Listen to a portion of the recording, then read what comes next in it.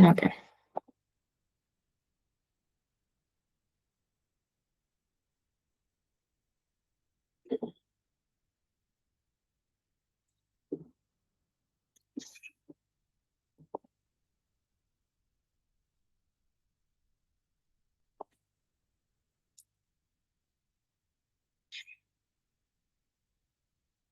Რაღაც გაიჭედა. ჩემი ხმა ისმის საერთოდ. ხმა ისმის კი. Okay. აი, ეკრანი გამეჭედა და მაფრიზა ქრომი. ორი წამი დავაცადოთ მაშინ.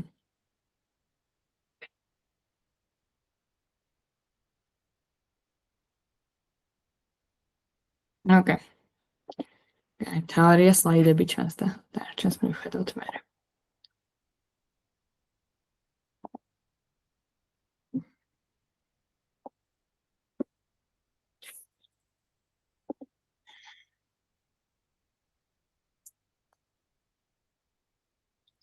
Okay. Მას დავაპატარავებ. აქეთ შეგმალავთ, რომ რამე ხელისაწევით მითხარით, რომ ხმაც გავიგო და გადმოვერთო ჩატზე. Okay. დღევანდელი ლექცია შეეხება ბუნებრივი ენის დამუშავებას, რომელსაც მანამდე უკვე გქონდათ რამდენიმე ლექცია ჩატარებული, როგორც ვიცი. დღეს კი კონკრეტულად ვისაუბრებთ სამ თემატიკაზე. ეს იქნება prompt ინჟინერია, RAG-ი, ანუ Retrieval Augmented Generation-ი და AI აგენტები. დავიწყოთ პრომპტინგით. პირველ რიგში რა არის პრომპტი? პრომპტი არის ის ტექსტი, რომელსაც გადავცემთ ჩვენს ენის მოდელს, სავარაუდოდ ყველა მიცით, ყველას დაგიწერიათ, ChatGPT-სთან გისაუბრიათ და პრომპტი არის ჩვეულებრივი გზა, რომ მოდელის გადატრეინინგების გარეშე, ანუ რაიმე პარამეტრების შეცვლის გარეშე შევეცადოთ და მაქსიმალურად გამოვწუროთ ის ინფორმაცია, რაც გვჭირდება. განსხვავებული პრომპტები იგივე მოდელზე განსხვავებულ outputs გვიბრუნებს. ნუ იდეაში ერთი და იგივე პრომპტებიც ზოგჯერ განსხვავებულს გვიბრუნებს, უმეტესწილად, იმიტომ რომ CD იცვლება. თუმცა მაინც პრომპტების წერას ეხლა ბევრად უფრო სერიოზულად უდგებიან ამ ბოლო დროს მით უმეტეს, იმიტომ რომ მართლაც ეფექტურად მოდელის გამოწურვის საშუალება. რა შეიძლება მოიცავდეს პრომპტი? უმეტესწილად ყველა წერს სავარაუდოდ მიზანს, რაც გინდათ რომ მოდელს თხოვოთ, მაგალითად დამიწერე რაღაც პერიფრაზი ამ თემის. ან რაიმე ამ დაგვარი. პრომპტი ხშირად მოიცავს ხოლმე კონტექსტს, მაგალითად თუ კი გინდათ რომ რაღაც მოთხრობა შეგიჯამოთ AI-მ, ალბათ ჩაგიგდიათ copy-paste-ით პირდაპირ მოთხრობა ტექსტუალურად. ან შეიძლება PDF-ით ჩაგიგდიათ როგორც კონტექსტი. თუ კი ოდნავ უფრო დაგიუმჯობესებიათ თქვენი პრომპტინგი, შესაძლოა დაგიწერიათ კონსტრეინტებიც კიდევაც, ანუ შეზღუდვები. მაგალითად, დამიწერე ეს 5 წინადადებაში ან 100 სიტყვას არ გადააცილო. შესაძლოა დაგიწერიათ მაგალითები. ეს კიდევ უფრო ერთი ნაბიჯით ზემოთ არის პრომპტინგში. მაგალითების მიცემა შეიძლება იყოს, რომ აი რაღაც მათემატიკის ამოცანების შესაძლოა ჩაგიგდიათ ძველი და ახლა ეკითხებით, ეს მათემატიკის ამოცანაც იმათ მსგავსია, ისინი ამოიხსნა ასე და აბა ამომიხსენი ეს ახალი ამოცანაა. შესაძლოა ესეც გაგიკეთებიათ. ასევე პრომპტი შეიძლება მოიცავდეს output ფორმატს. ზოგჯერ არის რომ მაგალითად გვინდა რომ AI-მ დაგვიგენერიროს JSON ფორმატში რაიმე, იმისთვის რომ მე ვებსაიტზე გამოვიტანოთ, ან რაღაც კონკრეტული ფორმატი გვინდა რომ array დაგვიბრუნოს, ან სია დაგვიბრუნოს რაღაც დანომრილი 1 2 3 ასე შემდეგ. ეს არის ყველაფერი, რაც შეგვიძლია ჩავწეროთ პრომპტში, ისევე როგორც ახლა შეგვიძლია უკვე მულტიმოდალურ მოდელებში მედია და აუდიო ფაილებიც ჩავაგდოთ და სხვა უამრავი.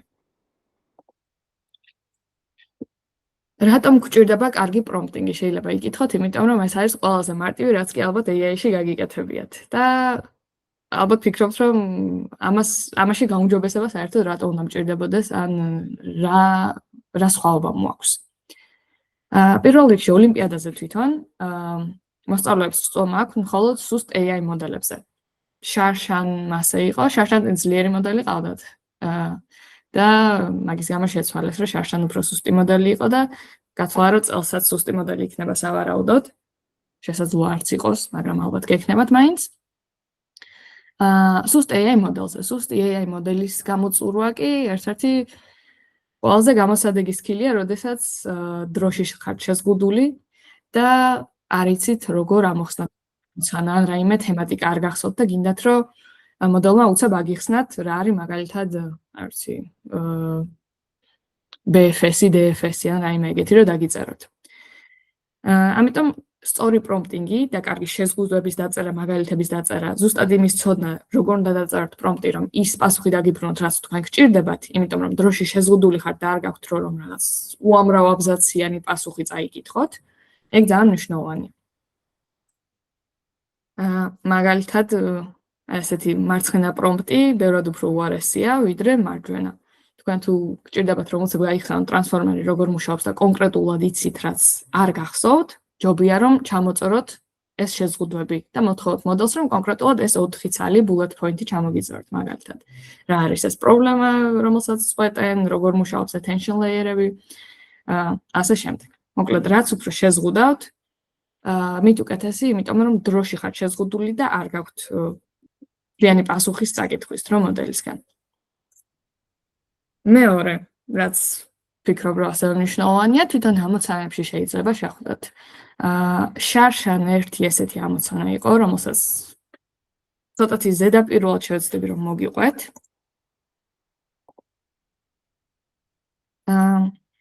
ესეთი ამოცანა მოგვივიდა შარშან, სადაც კარგი პრომპტინგი ოდნავ წევდა შედეგს.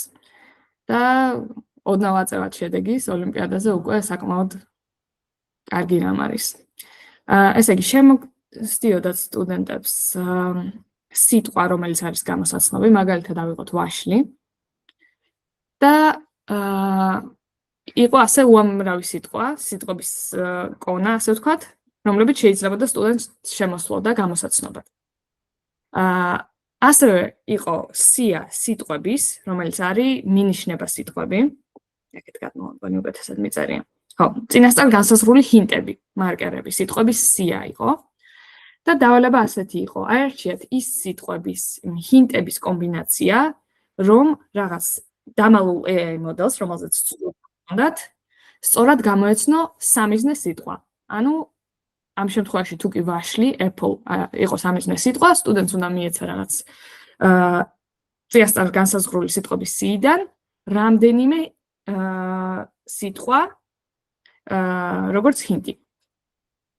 მაგალითი იყო სამიზნე კონცეფცია Apple, შესაძლო პასუხები Apple, tomato, banana, ანუ ამათ შორის რაიმე შესაძლო ამოსულიყო, ამოვიდა Apple, ხელმისაწვდომი ამხსნელი სიტყვები იყო რაღაც fruit, red, iPhone, pie, tree, cheese, ასე შემდეგ უამრავი და მოსწავლე დააბრუნებდა მაგალითად I found orchard pie. Orchard რა შუაში Apple-თან არ ვიცი ზუსტად, მაგრამ I found a pie შესაძლოა მოდელი მართლაც მიხვდეს, რომ გამოსაცნობი სიტყვა არის Apple. და შემდეგ დამალული AI ცდილობდა რომ გამოიცნოს. რაზე ქონდათ აქ მოსწავლეებს წვდომა? იყო რაღაც API, რომელზეც შეეძლოთ რომ გაეშვათ მოთხოვნა და ეს API call დააბრუნებდა იმ სიტყვას, რასაც იცნობდა. ანუ რეალურად მართლა რამდენიმეჯერ შეეცადათ კონკრეტული ამხსნელი სიტყვების სიაზე მოდელი რას გამოიცნობდა. და ასევე ქონდათ პატარა მოდელი მოცემული. საბოლოოდ უნდა დაებრუნებინათ პატარა მოდელი, რომელიც უკეთესად შეძლებდა, რომ გამოსაცნობ სიტყვაზე დაებრუნებინა ამხსნელი სიტყვები. ეხლა როგორ უნდა გამოეყენებინებთ ამ შემთხვევაში პრომპტინგი და რაში გამოადგებოდათ? ამოხსნა იყო ამგვარი. რომ ამ API call-ებს გამოიყენებდნენ იმისთვის, რომ დაეგროვებინათ ინფორმაცია, რითაც დაატრეინინგებდნენ პატარა მოდელს.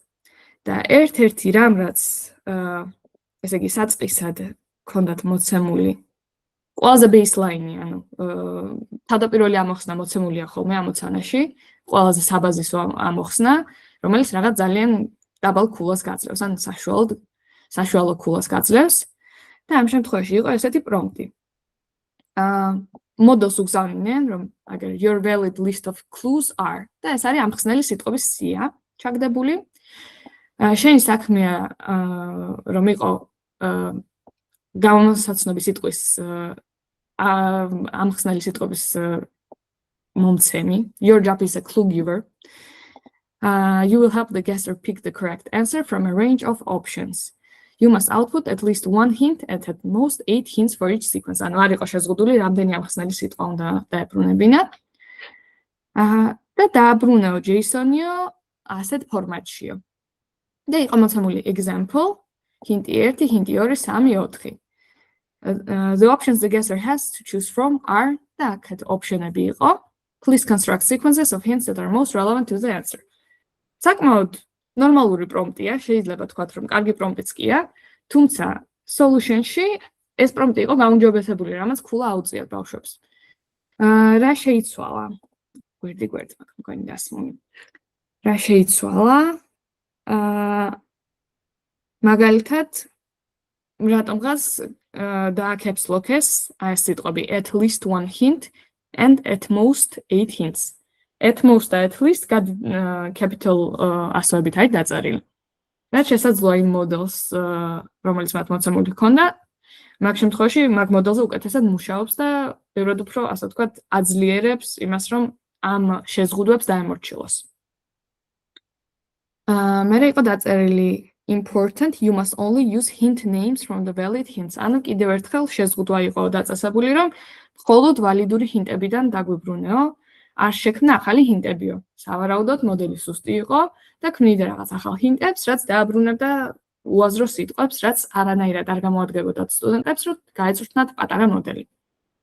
თან შეზღუდული იყვნენ API call-ებში, ამიტომ ანუ სწორად უნდა გაეთვალოთ, რომ მართლა კარგი პრომპტი წასულიყო იმ დამალულ AI მოდელზე, რომელიც აბრუნებდა სიტყვას. შემდეგ მისცეს მაგალითი. აქ მაგალითი არ იყო მოცემული. აქ იყო პირდაპირ ჰინტები. აქ კი მისცეს მაგალითი, რომ აი night-ის გამოცნობა თუ გინდაო, ეს იქნებოდაო კარგი ჰინტებიო. Human historical real, attack conflict, combat weapon, masculine male. ანუ ესეც ერთ-ერთი მაგალითთაგანია, რაც მანამდე დავწერე, რომ მაგალითების მოყვანა ეხმარება პრომპტის გაუმჯობესებას და მოდელი უკეთეს შედეგს ვიბრუნებს. The answer word is ხო, დარჩენ დიდად არ შეცვლა მე მგონი. და შემდეგ დაუწერეს system პრომპტი. You are an AI giving hints to another AI in a concept guessing game. Generate up to 4 lists of concept markers or hints. ასე შემდეგ. ესე იგი, ამ მცირე გაუმჯობესებამაც პრომპტის რაღაც ქულა მოიტანა, რაც ნიშნავს იმას, რომ პრომპტ ინჟინერია საკმაოდ გამოსადეგი იქნება თქვენთვისაც. ამიტომ ასე უბრალოდ ChatGPT-ში რაც მინდა დავწერ და რასაც დამიბრუნებს მე გავარჩევ და ნებისმიერ ვარიანტში ამოცანას ამოხსნი არ არის. და რაღაცებში გამოგვადგება თუნდაც დროის დაზოგვაში. ეხლა რამდენიმე ტექნიკა უკვე გავიარეთ, მაგრამ ეხლა უფრო ოფიციალურად დავასახელებ რა ტექნიკებია prompting-ში. ეს არის ინსტრუქციის მიცემა და შეზღუდვის დაწესება. მაგალითად, summarize transformers for 11th graders, use exactly 4 bullets. მანამდეც გვეწერა, რომ ჩამოწერილია კონკრეტულად რა გვინდა, შეზღუდვის დაწესება, რა გვინდა რომ მოდელმა დაგვიბრუნოს და არა რაღაც general ძალიან აბსტრაქტული და ლამაზად გაწერილი 5 პარაგრაფი. ასევე არსებობს ესეთი ტექნიკა few shot prompting-ი, რომელიც იგივეა რაც მაგალითების მოყვანა. ესე იგი მისცემ მოდელს რამდენიმე მაგალითს, ამოცანის ინსტრუქციასთან ერთად და მოდელი, ასე ვთქვათ, დატრენინგების გარეშე ხვდება რა პატერნით უნდა დაგიბრუნოს პასუხი. იმიტომ რომ მანამდე პრომპტში ჩაუგდებთ მაგალითებს და შესაბამის პასუხებს. მაგალითად, გვაქვს please classify movie reviews as positive or negative. და input-ი არისო I really don't like this movie. ამ შემთხვევაში output-ი იქნება ნეგატიურიო. Input is this movie is great, output positive. და შემდეგ დაამატებთ პრომპტში input რაღაც this movie was amazing და output დატოვებთ სერიალს და მოდელი გამოიცნობს რა ტიპის review იყო, პოზიტიური თუ ნეგატიური.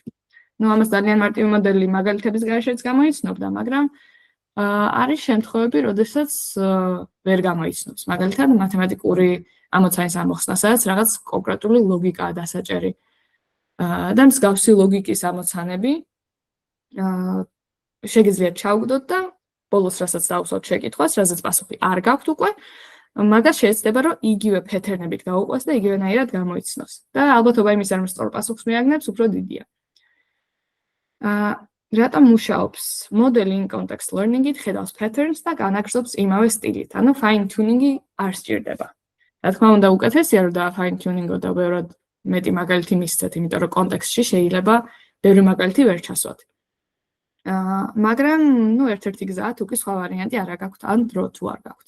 მე მაგალითად მქონია შემთხვევა, Google-ში მიმუშავია ეგეთ პროექტზე, რომ ჭირდებოდა რაღაც ლოგების კლასიფიკაცია და ვუგდებდი 3 ცალ მაგალითს თუ 5 ცალს და ვეუბნებოდი ეს ლოგი როგორ უნდა დააკლასიფიციროს, რატომ მიზეზს ვწერდი, რომ დაეჭირა ეს პეთერნი, მეორე ლოგი რა კლასიფიკაცია, ისევ რა მიზეზი და შემდეგ მეხმარებოდა ეს, რომ დიდ მოდელს დაეჭირა პეთერნი, მიმხვდარიყო ამ მაგალითებიდან რა იქნებოდა სხვა ლოგზე, რომელსაც პასუხი არ მაქვს, კლასიფიკაცია არ მაქვს, რა იქნებოდა მისი კლასიფიკაცია და შემდეგ ვატრეინინგებდი ჩემს პატარა მოდელს ამ დიდი მოდელის პასუხებით. ამიტომ საკმაოდ გამოსადეგია few-shot prompting-ი. კიდევ გვაქვს chain of thoughts, ესეც დარწმუნებული ვარ, რომ გინახავთ, იმიტომ რომ ახლა GPT მოდელები მხოლოდ, უახლოესი მოდელები მხოლოდ ასე აკეთებენ, thinking მოდელი ჩართული იქნება დარწმუნებული ვარ. და რას აკეთებს, get the model to explain its reasoning before producing an answer. ალბათ გინახავთ, რომ მოდელი წერს thinkings, შუაში ხედავთ, რომ რაღაც ცდილობს ამოხსნას, შუალედურ პასუხებს გცემთ და ნელ-ნელა ნაბიჯ მინდის პასუხამდე. ჩვეულებრივ მოდელის input-ი რომ ყოფილიყო, Roger has 5 tennis balls, he buys 2. ასე შემდეგ, რამდენი ბურთი აქვს ახლაო და პასუხი არის 11. The cafeteria had 23 apples. ხო, აქ მაგალითსაც აძლევს, ესეც few-shot prompting-ია. იმიტომ რომ question და answer-ი უწერია თვითონ მოდელის input-ში, prompt-ში. და შემდეგ უწერია შეკითხვა, რომელსაც პასუხი არ წერია და მოდელი ცდილობს, რომ პირდაპირ გამოიცნოს პასუხი, დაწერა 27, არადა პასუხი იქნებოდა 23 Apple იყო გამოიყენოს 20 და მერე იყიდეს 6, პასუხი იქნებოდა 9, ხო? შესაბამისად, პირდაპირ ესე გამოცნობით ვერ ქნა, მაგრამ როდესაც მოდელის input-ში დავწერეთ შეკითხვა, მერე პასუხად დაწერილია ახსნა და არა პირდაპირ the answer is 11, წერია რომ Roger started with 5 balls, 5 cans of 3 tennis balls, ასე შემდეგ, შესაბამისად ასე და ასე, ერთმანეთს ავუმატებთ 5 და 6 და მივიღებთ პასუხად 11-ს. ლოგიკა დაიჭირა მართლა როგორ უნდა გამოიცნო პასუხი. და მაგ შემთხვევაში უკვე, როდესაც შეკითხვა დაიწერა, რომელსაც პასუხი არ აქვს, მოდელის output-მა დაიწყო ნელ-ნელა ახსნა და ბოლოს მივიდა სწორ პასუხი. და ესე გამოდის, რომ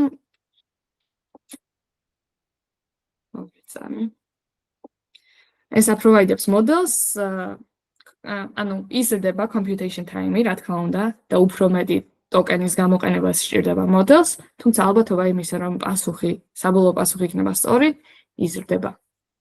რაიმე შეკითხვა თუ გაქვთ, გამაჩერეთ, სადმე თუ გინდათ, რომ წინა სლაიდებზე გადავიდე, ეგეც არ არის პრობლემა.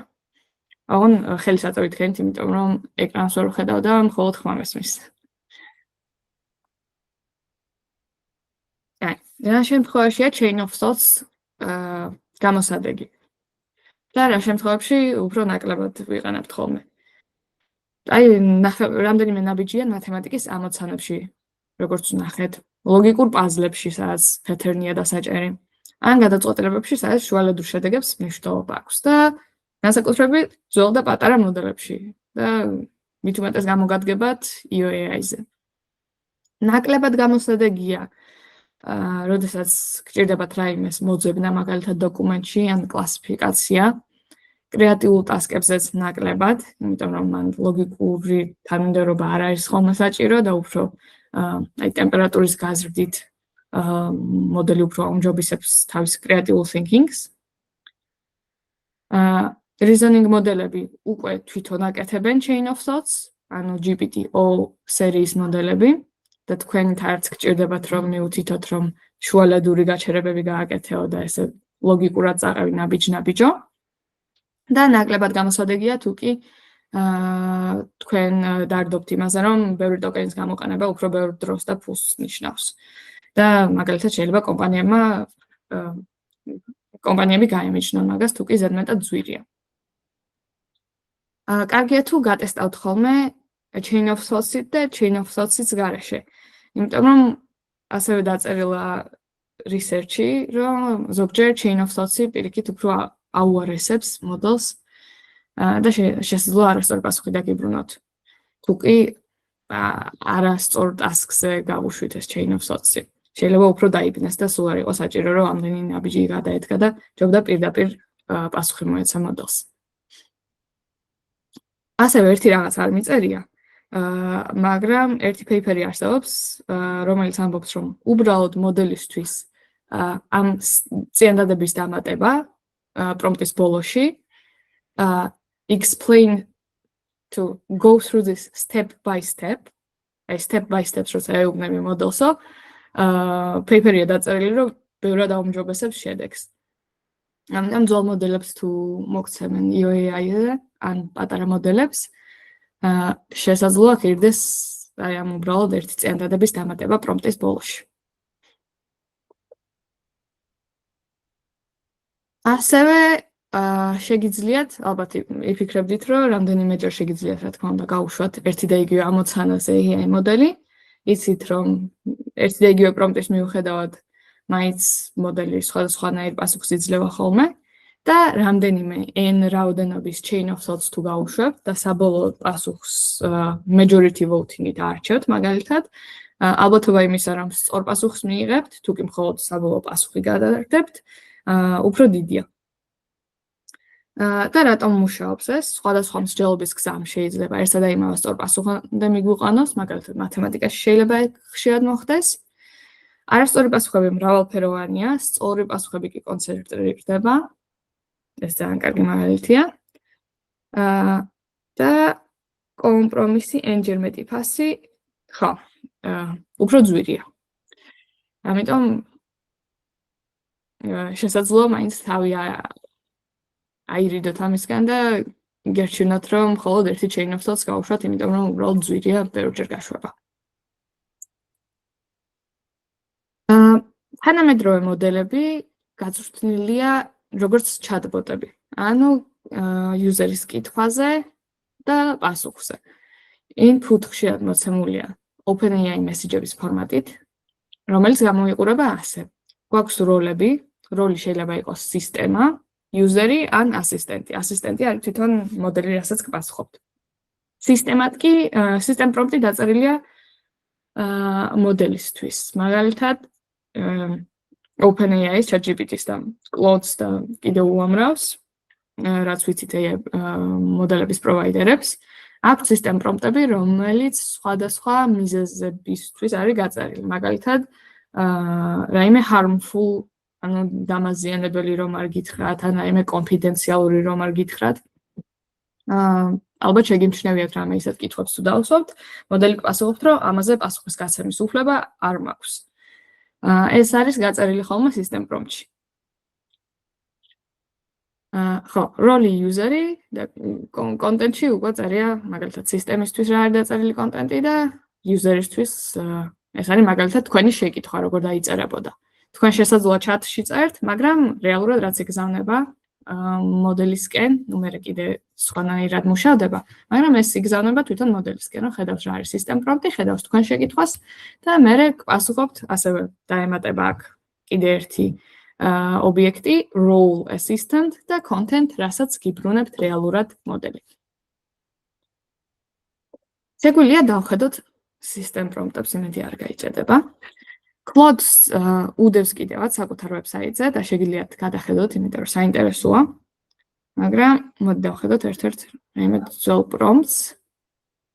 Claude Sonnet 3.5, იქეთ მიწერია სნეპშოთებად. მოკლედ, აქ შეგიძლიათ მთლიანი პრომპტი წაიკითხოთ, რომელიც საკმაოდ მოზრდილია. ეს არის system prompt-ი. და მე კონკრეტულად ამოვიღე აქ screenshot-ები, რომ ნახოთ რა არის რელევანტური ნაწილები, რაც system prompt-ში არის ხოლმე გაწერილი. მაგალითად, იცით რომ მოდელები ტრეინინგდება რაღაც თარიღამდე დატრეინინგდა, აქამდე ინფორმაცია რაც იყო რაღაც. მაგალითად, ამ შემთხვევაში 2024 წლის აპრილამდე ქონდა Claude 3.5 Sonnet-ს მონაცემები მოცემული. და system prompt-ში წერია, რომ ეს არის შენი knowledge base-ი 2024 წლის აპრილამდე. შეგიძლია უპასუხო შეკითხვებს ამ date-ამდე. და if they were talking to someone from the above date and can let the human know this when relevant. ანუ თუ კი user-ი შეგეკითხება რაღაცას 2025 წელზეო, შეგიძლია უთხრა, რომ ამაზე არ გაგაჩნია რელევანტური ინფორმაცია. Step by step reasoning-იც უწერია Claude 3.5 Sonnets. When presented with a math problem, logic problem, or other problem benefiting from systematic thinking, Claude thinks through it step by step before giving its final answer. აი, აქაც წერია step by step, რომელიც ნახსენები მქონდა, რომ ერთ-ერთ paper-ში ნახეს აუმჯობესებს პასუხსო. თან კონკრეტულად გაწერილია, რომ იმ ტასკებზე, რომელსაც მართლა გამოადგებოდა ეს system და ლოგიკური thinking-ი და არა რაღაც კრეატიული. ასევე გაწერილია harmful request-ებისგან თავის არიდებისთვის. If Claude believes a human is asking for something harmful, it doesn't help with the harmful thing. მაგალითად, როგორ გავაკეთო ბომბი, მაგაზე არ გიპასუხებთ. ან თუ კი ძალიან კარგ პრომპტს დაუწერთ, შეიძლება გატეხოთ ამის system prompt-ი. ყოფილა მაგის შემთხვევები, მაგრამ ახლა ახალ მოდელებს უფრო და უფრო აუმჯობესებენ. მაგასაც შეამჩნევდით, თუ კი პრომპტების გატეხვას ცდილობთ და მაგით ხარისობთ. Counting words, letters, characters. ხო, ეგეც ყოფილა system prompt-ში, რომ შეუძლია დათვალოს სპეციფიური სიტყვები, ასოები და ქერაქტერები აკურატულად, თუ კი დაწერილია რაღაც რიცხვის გვერდით. ანუ მაგალითად C-ა თუ მოთხოვეთ, რომ ჩავამიწერეო და დაგიწერთ 1, ვაშლი, 2 მსხალი ასე შემდეგ, მაგ შემთხვევაში ითვლის კარგადო. და it does this explicit counting if it's asked to count a small number of words. In order to avoid error. ანუ ალბათ შეგიმჩნევიათ, რომ ჯერ კიდევ და მანამდეც უჭირდა AI მოდელებს, რომ დაეთვალათ ეს სიტყვების ან ასოების რაოდენობა. ეხმარება prompting ტექნიკებში. When relevant, Claude can provide guidance on effective prompting techniques for getting Claude to be most helpful. ანუ შენ თავს უკეთ იცნობო და თუ კი შეგიძლია რომ users დაეხმარო და კარგი პრომპტი დაუწერო შენ თავისთვის და დაუწერეო. ეგეც კარგია და ალბათ გინახავთ რომ Claude აბრუნებს Claude ანუ AI მოდელები ზოგადად აბრუნებენ ხოლმე markdown ფორმატში ტექსტს და რასაც ხედავთ ანუ chat-ში markdown ფორმატშია. markdown-ში რენდერდება. ესე პირდაპირ string-ად არ მოდის აი მე სხვა ფორმატით.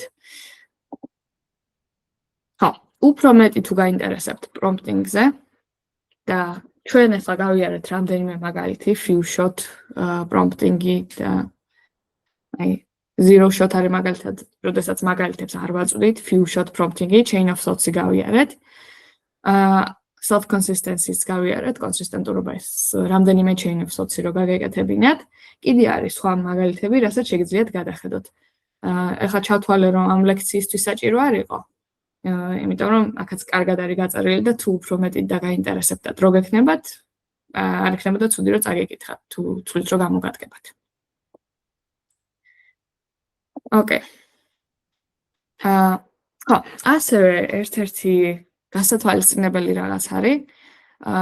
ზოგჯერ ვცდილობთ ხოლმე რომ აი მაგალითად caps lock-ით დავწეროთ ტექსტი, რომ უფრო ასე ვთქვათ, ყურადღება მიაქციოს მოდელმა, ხო? თუ კი მოდელი დატრეინინგებული იყო აი ასეთი ფორმატით, ორიგინალური ფორმატი იყო რაღაც passage, აქ space-ი აქვს, მერე ტექსტი, answer, space-ი და ტექსტი. თქვენ თუ გადასცემთ space-ის გარეშე, მაგალითად, ეს უფრო ძველ მოდელებია მაინც, accuracy მცირდება საკმაოდ. აი, შეადარეთ ორიგინალურ ფორმატინგში თუ გადასცემთ 100-ია და უბრალოდ ერთი space-ი თუ ამოაგდეთ, მხოლოდ იმიტომ რომ ანუ space-იც ტოკენია და მოდელი დატრენინგებული იყო ასე, ამ შემთხვევაში ძალიან დაუვარდა accuracy ამ მოდელს. აქ caps lock-ით რო არის გაკეთებული passage და answer დაწერილი, აქაც დავარდნილია. აქ რა სხვაობა? Modified spacing. ვერ ხედავ ამ შორის სხვაობას, სიმართლე გითხრათ.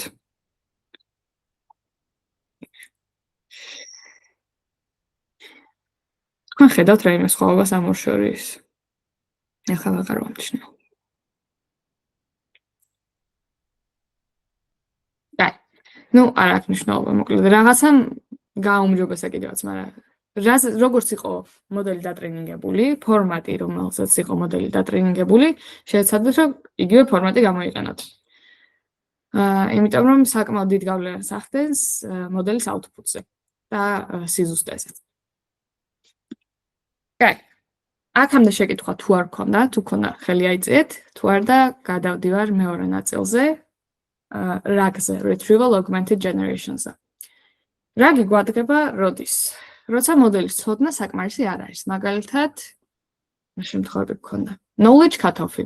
რო გითხარით 2024 წლის აპრილში დასრულა Claude 3.5 ცოდნებმა ტრეინინგი, შესაბამისად მოდელმა არ იცის 2025-ში რა ხდებოდა. ამ შემთხვევაში ვერაფრით დიდად ვერ დაგვეხმარება, ხო? ამიტომ LLM-ის შიდა ცოდნა ამ შემთხვევაში შეზღუდულია. ასევე თუ კი რაიმე private მონაცემები გაქვთ, მაგალითად, შესაძლოა ვებხის ტყავსანზე დატრენინგებული არ ყოფილიყო ეს მოდელი. და ან რაიმე თქვენს დაწერილ მოთხრობაზე და გჭირდებათ რომ ამ მოთხრობაზე ესაუბროთ. ეს მონაცემები ვერანაირად ვერ იქნებოდა ტრეინინგ სეტში, ამიტომ ესე პირდაპირ მოდელი პასუხს ვერ გაგცემდათ რაიმე შეკითხვა თუ გაქვთ თქვენს დაწერილ თემაზე. არა და ძალიან მარტივია, ხო? გინდათ რომ ჩვეულებრივ ტექსტი რაც გაქვთ დაწერილი, ის მოდელმა იცოდეს და რამენაირად მაგალითად კონტექსტა ჩაუდოთ თუდაც პრომპტში. ასევე LLM-ს ახასიათებს ჰალუცინაციები. იგი ხშირად იგონებს ფაქტებს და განსაკუთრებით იშვიათ თემებზე საკმაოდ დამორწმუნებლად. და არის ხოლმე ხშირად რომ რაღაცა ინფორმაციას მოსთხოვთ, ასე ძალიან დარწმუნებით ჰალუცინაციით გეტყვით რაღაცას და თქვენ ვერ ავერიფიცირებთ, ვერ ამოწმებთ, საიდან მოვიდა ეს პასუხი. არა და გჭირდებათ რომ იცოდეთ მართლა სწორი პასუხია თუ არა, საიდან მოვიდა ეს ინფორმაცია, სანდოა თუ არა ეს წყარო. რა არის RAG-ის იდეა? ასე რომ მოდელის გვერდ, ასე ვთქვათ, დადგას რაღაც external knowledge base-ი, ცოდნის წყარო, რათა შემოიტანოს საჭირო კონტექსტი, როცა საჭიროა. და მარტივად რომ ავხსნათ, როგორ მუშაობს ეს.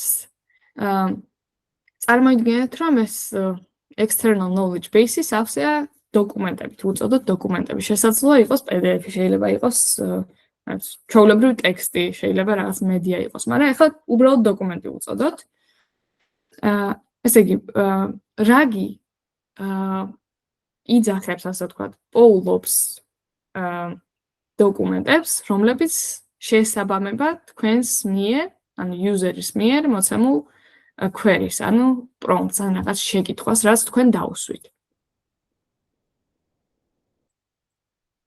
მაგალითად, აი ეს არის RAG-ის გამოყენების მაგალითი. Perplexity-ით გამოგიყენებიათ ვინმეს? აბა ლაიკებით გამომიშვით თუ კი. Okay. აი, Perplexity არის სრულიად ამაზე დაფუძნებული, მე მგონი, ყოველთვის როდესაც რაღაცას ეკითხებით, იყენებს RAG-ს. ანუ ისე არანაირი ინფორმაციას არ გაწვდით, თუ კი რეალური წყარო არ აქვს, რაზეც აფუძნებს ამ თავის ნათქვამს და დაბრუნებულ ტექსტს. მაგალითად, შეკითხვა იყო Vin Diesel-ი რა TV სერიალებში იყო და აქ გარდა იმისა, რომ ჩამოწერილია, სად იყო, ასევე მითითებულია ლინკები. რაც პირველ რიგში გარწმუნებთ, რომ ნამდვილად სანდო წყაროა, ნამდვილად სწორი პასუხია და გაქვთ ვარიანტი, რომ შეამოწმოთ და ავერიფიციროთ ეს პასუხი სწორია თუ არა. თუმცა არის შემთხვევები, რომ ზოგჯერ GPT მაგალითად ყალბ ლინკებს ქმნიდა. მაგრამ ახლა უკვე ნაკლებად ხდება ასე. Okay. როგორ მუშაობს რაგის pipeline-ი ნაბიჯ-ნაბიჯ. ესე იგი, ჩვენ გვაქვს ეს დოკუმენტები, ხო? შეგვიძლია რომ დოკუმენტი, ყველაზე მარტივი დოკუმენტი ავიღოთ, რაღაც ვიკიპედია, მაგალითად, და გვაქვს 5 ცალი ვიკიპედიის გვერდი. წარმოიდგინეთ რაღაც პატარა გვერდები ერთაბზაციანი. ჩავთვალოთ, რომ თითოეული ეს დოკუმენტი შეგვიძლია დავყოთ ჩანქებად, ნაწილებად, რაღაც თითოში რაღაც აბზაცებად. იცით უკვე embedding-ი როგორ მუშაობს და ავიღოთ მაგალითად რაღაც embedding მოდელი და თითო აბზაცი გავატაროთ embedding მოდელში და შეგვექმნება embedding ვექტორი, ხო? თითოეული აბზაცისთვის. ამ embedding ვექტორებს თითოეული აბზაცისას შევინახავთ რაღაც ვექტორების დატაბაზაში. ახლა მეორე ნაწილი. ჩვენ უკვე შენახული გვაქვს რაღაც ვექტორების დატაბაზაში აბზაცები და ემბედებული აბზაცები და შემოგვდის user-ის შეკითხვა. user-ის შეკითხვას ვაემბედებთ, embedding მოდელი გამოვიყენოთ და მე ვეძებთ top რამდენიმე აბზაცს, რომელიც ყველაზე ახლოა user-ის შემოტანილ query-ის ვექტორთან. როგორ შეგვიძლია ამის გაკეთება? რაიმე ვარიანტები თუ გაქვთ აბა? შეგიძლიათ პირდაპირ ხელის აწევის გარეშე? თუ გაქვთ ვარიანტები? აი როგორ ვიპოვოთ top რამდენიმე top რაღაცა top პირველი აბზაცი, რომელიც ყველაზე მეტად შეესაბამება user-ს გამოგზავნილ query-ს. გვაქვს ერთი ვექტორი, ერთი რაღაც აბზაცების ვექტორები და გვაქვს ერთი user-ის ვექტორი. შეკითხვის ვექტორი. რაიმე იდეა გვაქვს? ერთი იმით რომ აი cosine similarity-ც დავადგინოთ. კი ბატონო. აი ზუსტად ეგ პასუხი მინდოდა. ყველაზე იული ვარიანტი არის რომ რაღაც cosine similarity-ით შევადაროთ query ვექტორი ყველა ვექტორს, ყველა აბზაცების ვექტორს. ის ვექტორი აბზაცებიდან, რომელიც ყველაზე ახლოა query-სთან, ანუ ყველაზე მეტად შეესაბამება, ყველაზე მეტად არის ალბათობა იმისა, რომ პასუხს სცემს user-ის შეკითხვას. ჩვენ თუ ამოვიღეთ, ანუ მხოლოდ top 1 აბზაცის ამოღება საკმარისი არ იქნებოდა, იმიტომ რომ შეიძლება სულ არ ეწეროს სწორი პასუხი და უბრალოდ სიტყვები ემთხვეოდეს ერთმანეთს აბზაცში და შეკითხვაში. ამიტომ top რამდენიმეს ვირჩევთ ხოლმე, მაგალითად top 5 ცალი ან top 3 ცალი და ამ აბზაცებს, რომლებიც ალბათობა იმისა, რომ პასუხს სცემს user-ის შეკითხვას, ამ აბზაცებს ვდებთ როგორც კონტექსტს პრომპტში. Stuff into prompt. და მე LLM-ი უკვე პასუხობს. ესე იგი, ჩვენ გვაქვს შესაბამისად პრომპტი, ასე ვთქვათ, დიდდება user-ის შეკითხვის ნაცვლად, ახლა არის აბზაცები, რომლებიც სავარაუდოდ სცემენ კითხვას პასუხს, კითხვა და მე უკვე მოდელს მართლა შეუძლია რაღაც რეალური პასუხი გაგცეთ, იმიტომ რომ იცის, რომ ეს ინფორმაცია მოვიდა კონკრეტული აბზაცებიდან, სანდო წყაროებიდან, შეუძლია ლინკებიც დაგირთოთ და ზუსტად გიპასუხოთ იმ შეკითხვაზე ვერიფიცირებული წყაროებით. ხო, თუმცა ხდება ხოლმე, რომ შეიძლება სწორი ჩანქი, ანუ სწორი აბზაცი არ მოხდეს top კაცალში და LLM-მა ვერ გიპასუხოთ სწორი პასუხით. მიუხედავად იმისა, რამდენად კარგი პრომპტი გაქვთ. რამდენიმე ნაირად აკეთებენ ხოლმე ამ retrievals, რამდენიმე ვარიანტია. თქვენ უკვე გავლილი გექნებათ TF-IDF-ი მაგალითად, როგორ დავავექტოროთ, აი ყველაზე მარტივი ვარიანტით, რაღაც აბზაცი. რო დავთვალოთ რაღაც კონკრეტული სიტყვა, რამდენჯერ გვხდება და ასე მატრიცა შევქმნათ სიტყვების და მათი, ასე ვთქვათ, რამდენად ხშირად გვხდება მაგის სიხშირეების და რამდენად იშვიათი სიტყვა. მოკლედ, რაღაც მათემატიკური კომბინაცია ამის, მაგრამ აი ყველაზე იოლად რო დავხედოთ, არის მატრიცა სიტყვების და რამდენჯერ გვხდებიან. Sparse retrieval-ი და შევადაროთ dense retrieval-ს. ესე იგი, sparse retrieval თუ კი არის ეს რაღაც ჩვეულებრივი ვექტორი, dense retrieval-ი არის აბზაცის გავექტორება რა, მაგალითად დოკუმენტის გავექტორება. მაშინ, როდესაც ვიყენებთ sparse retrievals, უფრო სწრაფია, იმიტომ რომ, embedding მოდელი არ გვჭირდება, პირდაპირ ითვლის რაღაც სიტყვების რაოდენობას ქმნის მატრიცას და ედრება ერთმანეთს query-ს ასევე sparse ვექტორი და აბზაცის sparse ვექტორი, ხო? შესაბამისად, ანუ თუ კი სიტყვა თუ კი user-ის შეკითხვაში არის აი მაგალითად რა ეწერა fever, მაგრამ აბზაცებში, ვიკიპედიის აბზაცებში ეწერა pyrexia-ზე, რომელიც სავარაუდოდ სინონიმებია დაახლოებით, მაგრამ user-მა სიტყვა fever გამოიყენა და ვიკიპედიაში pyrexia წერია და fever არსად არ წერია, მაშინ კარგ პასუხს ვერ მოგცემდა.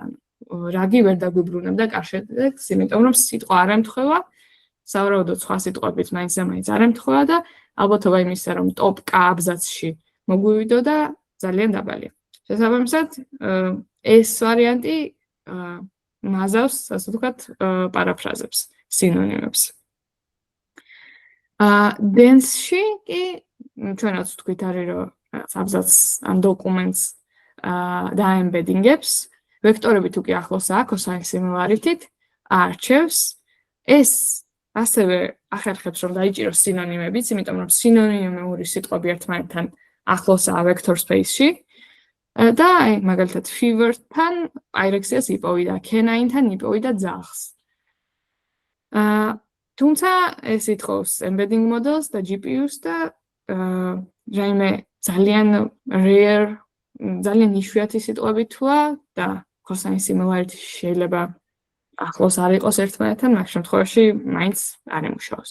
მაგრამ ალბათობა იმისა, რომ იმუშავებს, sparse-თან შედარებით უფრო დიდია. Dense retrievals კიდე ერთხელ გადავხედოთ, ესე იგი პირდაპირ შეგიძლიათ გამოიყენოთ learned embedding-ებით, query embedding-დება, დოკუმენტები სათითაოდ embedding-დებიან და მერე edrება ეს query-s embedding-ი სათითაოდ ლინიარულად დოკუმენტების embedding-ებს, რომ იპოვოს რომელი დოკუმენტები შეესაბამება და ჩასვას მერე კონტექსტში ეს top რამდენიმე დოკუმენტი, რომელიც შესაძლოა დიდი ალბათობით სცემდეს კითხვაზე პასუხს. რა პრობლემა შეიძლება გაჩნდეს ახლა აქ? ანუ რას ვამჩნევთ? რაიმე არც ისეთ ოპტიმალურ რაიმეს თუ ამჩნევთ აქ? აბა. გისმენთ? ანუ შეიძლება ძალიან ბევრი დოკუმენტი იყოს და ყველას რო გადავყვეთ, ანუ დიდ დროს წაიღებს რა. კი ბატონო. კი. ეგ ერთ-ერთი პრობლემაა. არ ჩაურმავდები ზუსტად როგორ კეთდება ის, რომ ანუ ამას აოპტიმიზირებენ, თუმცა არის ვარიანტები, რომ nearest neighbor search-ით იპოვო იმის ნაცვლად, რომ სათითაოდ გადაუყო ყველა არსებულ დოკუმენტს, მაგალითად რაღაც ბაქეთებად ყოფენ hashing-ით ან graph-based search-ით არსებობს, რომელსაც მე შეგიძლიათ თქვენ წავყვეთ და თქვენით ნახოთ, ეხლა ამის გარჩევას დიდად აზრი არ აქვს ჩემი აზრით. მაგრამ რო იცოდეთ, ანუ არ არის საჭირო რომ ლინიარულად გადავყვეთ, ეს არის ყველაზე საბაზისო ხელით თუ გინდათ დაწეროთ მაგალითად რაგი, დაწერთ სავარაუდოდ ლინიარს. თუ გინდათ რომ გაუმჯობესოთ, გამოიყენოთ მერე აი სოფტვერები არსებობს FAISI და ChromaDB, რომელიც ამის ოპტიმიზაციის საშუალებას მოგცემთ. ასევე არსებობს token level dense retrieval, რომელშიც მთელ დოკუმენტს ერთ ვექტორად ვაჭამებთ, ანუ ყოველ სიტყვას თავისი ვექტორი აქვს და შემდეგ სიტყვით ვადარებთ. და არის ესეთი მოდელი Colbert-ი.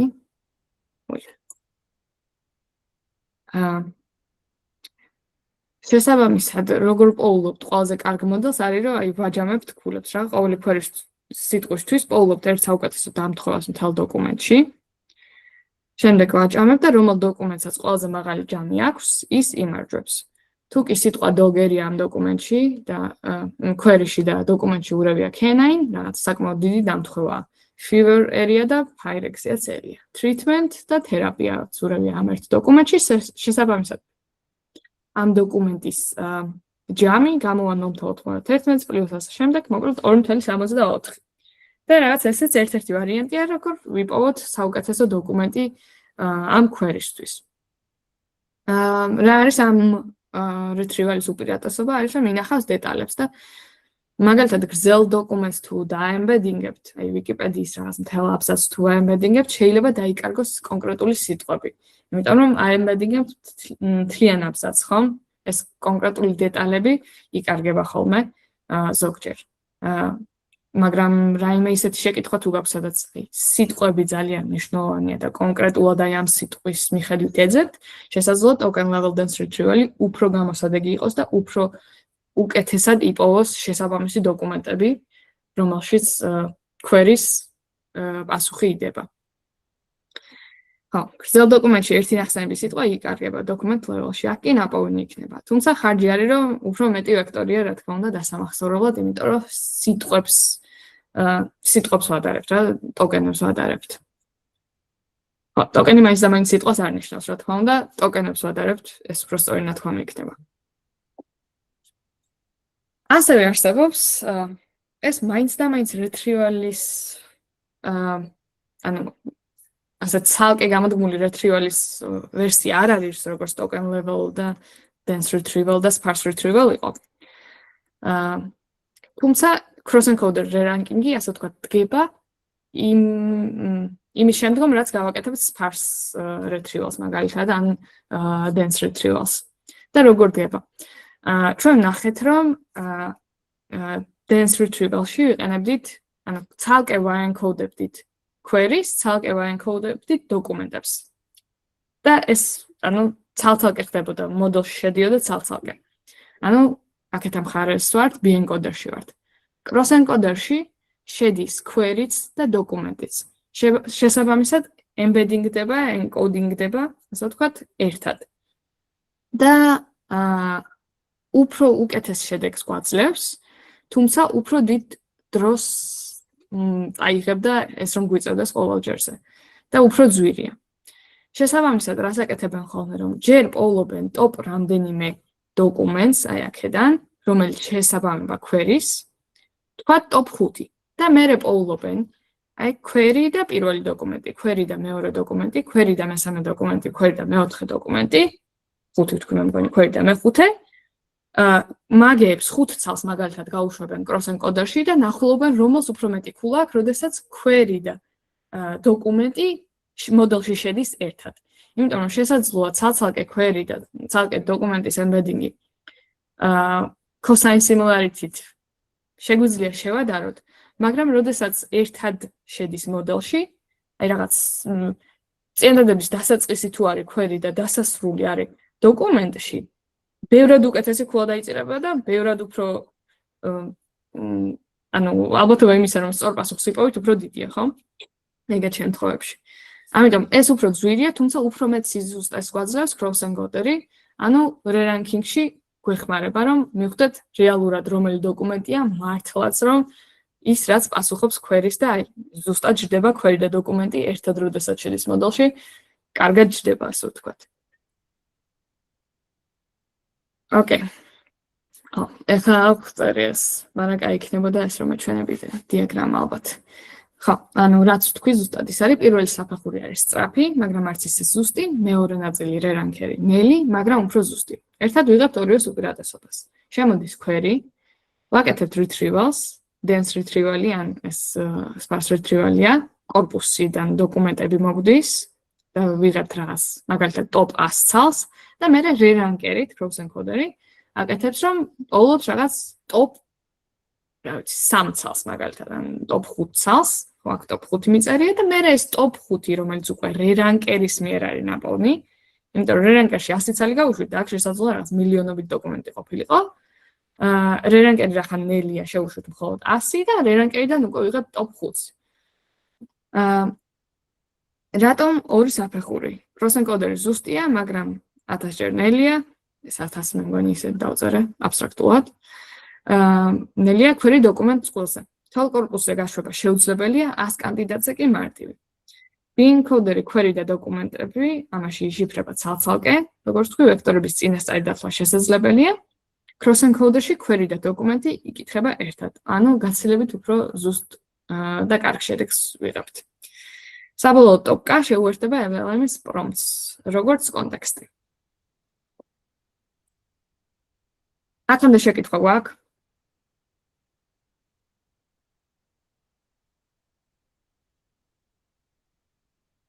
Okay. ოდნავ ახსნი, როგორ შეგვიძლია შევაფასოთ retrieval-ი, იმიტომ რომ შეიძლება გამოგადგეთ ევალუაციისთვის, მაგალითად, რამდენად კარგად მუშაობს ჩემი RAG retrieval მოდელი, თუ retrieval pipeline. Ranking-ის მეტრიკები. კარგი საწყისია რომ დავიწყოთ მაგალითად იოლად მივანიჭდოთ ორი ქულა ისეთ დოკუმენტს, რომელიც ძალიან რელევანტურია user-ის შეკითხვისთვის, ერთი ასე თუ ისე რელევანტური და 0 საერთოდ თუ არ არის რელევანტური. ახლა რას ვუკეთებ? შეგვიძლია იოლად ავიღოთ cumulative gain, ანუ შევაჯამოთ ასე ვთქვათ, ჯამური ავიღოთ უბრალოდ ჯამი.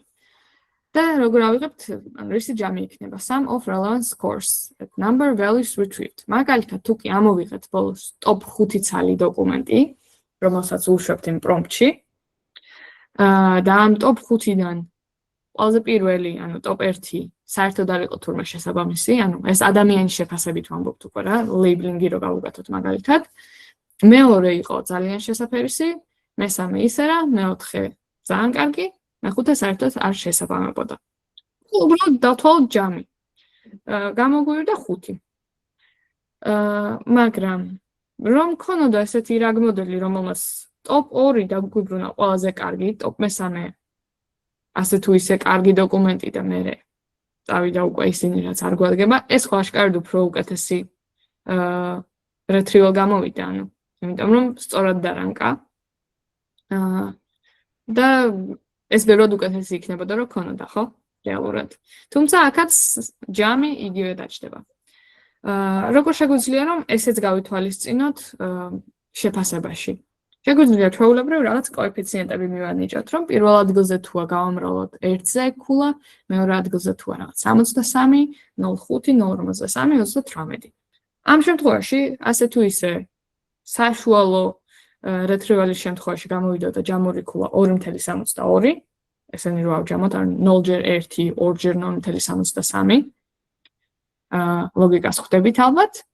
ხოლო ამ მოდელზე, რომელმაც ძალიან კარგად დარანკა, ქულა გამოგვივიდოდა 3.76. შესაბამისად, ასე თუ მივუდგებით, შეგვიძლია კიდევ უფრო უკეთესად გამოვარჩიოთ, რომელი retrieval-ი მუშაობდა უფრო უკეთ. სხვა ვარიანტებიც არის, რომელსაც დავთვალოთ, მაგრამ აქ არ მაქვს სლაიდებზე გაწერილი. ჩავაგდებ Discord-ზე ლინკებს, რაც შეგიძლიათ უფრო მეტი წაიკითხოთ. retrieval-ის შეფასებებს.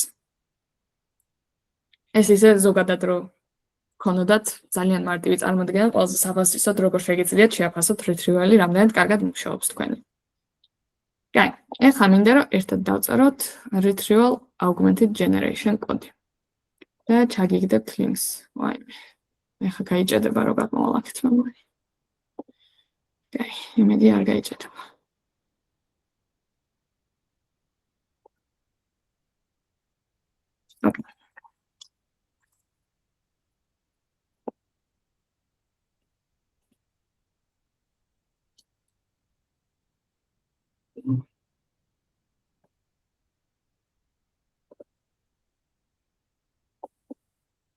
Okay. ვისაც შეგიძლიათ, რომ ახლა გაახსნათ მაგალითად კოდი და თან წამომყვეთ, კოდის საკითხვისაც ალბათ გამოგადგებათ. ერთი ესეთი მაგალითია, რომელიც შაშანდელი ლექციიდან ამოვიღე, მადლობა საბასტუროას. არის რომ მაგალითად გვჭირდება რეცეპტების დარეტრივება.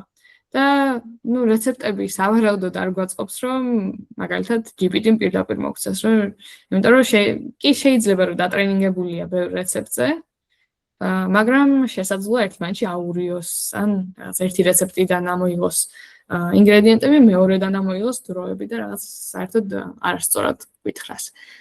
ამიტომ ამ შემთხვევაში კარგი იქნებოდა ალბათ retrieval-ი რო გვექნა, ხო? RAG-ი გამოგვეყენებინა. და როგორ გამოვიყენებთ RAG-ს?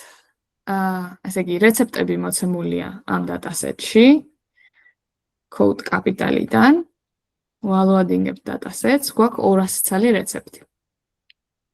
ასევე, გვჭირდება embedding მოდელი, აქ გამოყენებულია Gina embedding-ი, very small English. გადმოწერილია ეს მოდელი. შემდეგ loops ვაკეთებთ სათითაოდ ყველა რეცეპტს გადავუყვებით dataset-ში და ვაემბედინგებთ რეცეპტის სათაურებს. ანუ თვითონ რეცეპტს არ ვაემბედინგებთ, მხოლოდ სათაურებს. ანუ ეს მარტივი მაგალითია რაგის, მაგრამ მაინც რაგია. და ვაეფენდებთ recipe index-ი გვაქვს, ესეთი array, რომელშიც ჩვეულებრივად ვაეფენდებთ სათაურს, ჩვეულებრივ ინსტრუქციებს და embedding-ებს. Embedding-ებს, რომელიც დაჯენერირდა აქედან, ხო? თვითონ embedder-ის მიერ. მაგალითად, ერთ-ერთი სათაური no bake nut cookies. Okay. ეხლა გვჭირდება მოდელი. რომელიც წაიკითხავს ჩვენს queries. ესე იგი, ავიღეთ მოდელი, რომელიც არის Microsoft Phi 2. Organizer-იც ავიღეთ იქეთ და ყავს recipe assistant-ი. ესე იგი, query embedding-ი, როგორ ვიღებთ? Embedded-ით ვაემბედინგებთ queries. და შემდეგ ვპოულობთ ყველაზე ახლომდებარე რეცეპტს. ვინახავთ similarity-ებს რაღაც array-ში. სათითაოდ ყველა რეცეპტის embeddings გადაუყვება, იმიტომ რომ recipe index-ში embedding-ები გვაქვს. ითვლის similarities, cosine similarities ფუნქციის გამოყენებით, რომელიც აღებულია sklearn ბიბლიოთეკიდან. და similarities ითვლის query embeddings-ა და რეცეპტის embeddings შორის. და მე similarity-ებში აეფენდებს რეცეპტს თავისი similarity-ით. შემდეგ დაისორტება similarity-ების მიხედვით, ყველაზე მაღალი similarity, რომელსაც აქვს დარჩება ყველაზე ზემოთ და რას ვაძლევთ მე? Instructions answer the query using the provided recipe. დასორტა და ხო, best რეცეპტიც ამოარჩია. ანუ top 1 ამოარჩია, top 3 კი არ ამოარჩია, top 1 ამოარჩია ამ შემთხვევაში. ინსტრუქციები აქვს, უპასუხე ამ queries ამ რეცეპტის გამოყენებით. და თქვენ შეგიძლიათ დაუსვათ შეკითხვა, რამდენი ფქვილი უნდა ჩავყარო ქვაბში თუ კი აი ამ რეცეპტს ვამზადებ. რეცეპტი იქნება მოცემული და ინსტრუქციებიც მოცემული prompt-ში, იმიტომ რომ ვიპოვოთ ის top რეცეპტი, რომელსაც user-ი საუბრობდა. ნუ უნდა დაწეროთ, ვამზადებ ამა და ამას და რამდენი ფქვილი ჩავყარო ქვაბში. და როდესაც დაწერთ ვამზადებ ამა და ამას, სავარაუდოდ რასაც ამზადებთ, იმის მიხედვით, რომ დაემბედინგდებოდა ეგ ნაწილი, მაგ ნაწილი ტიპოვი და title-ებთან ყველაზე ახლომდებარე ingredients, recepts, cosine similarity და ჩააგდებდა აქ. ანუ თქვენ ხელით არ მოგიწევდათ დაგეწერთ, რომელ რეცეპტს იყენებთ. და ნახოთ, how do I make no bake nut cookies? ნუ აქ პირდაპირ ეკითხება იმას, რაც სათაურში წერია, ერთ-ერთი რეცეპტის, no bake nut cookies და შესაბამისად ძალიან იოლად იპოვიდა ამ რეცეპტს. და მისცემდა პასუხს, ნუ დაუწერდა ჩვეულებრივად LLM-ი. თუმცა ამ LLM-ს ექნებოდა წვდომა კონკრეტულ რეცეპტზე, რომელიც ამ user-ს აინტერესებდა. Okay, ძალიან ჩქარა ხომ არ გავიარე ეს ნაწილი. კოდის რაიმე ნაწილი ხომ არ გინდათ, რომ კიდევ ერთხელ გადავხედოთ კოდს. აი, ამას გადავახტი მაგალითად, ტემპერატურა, თუ იცით რა არის.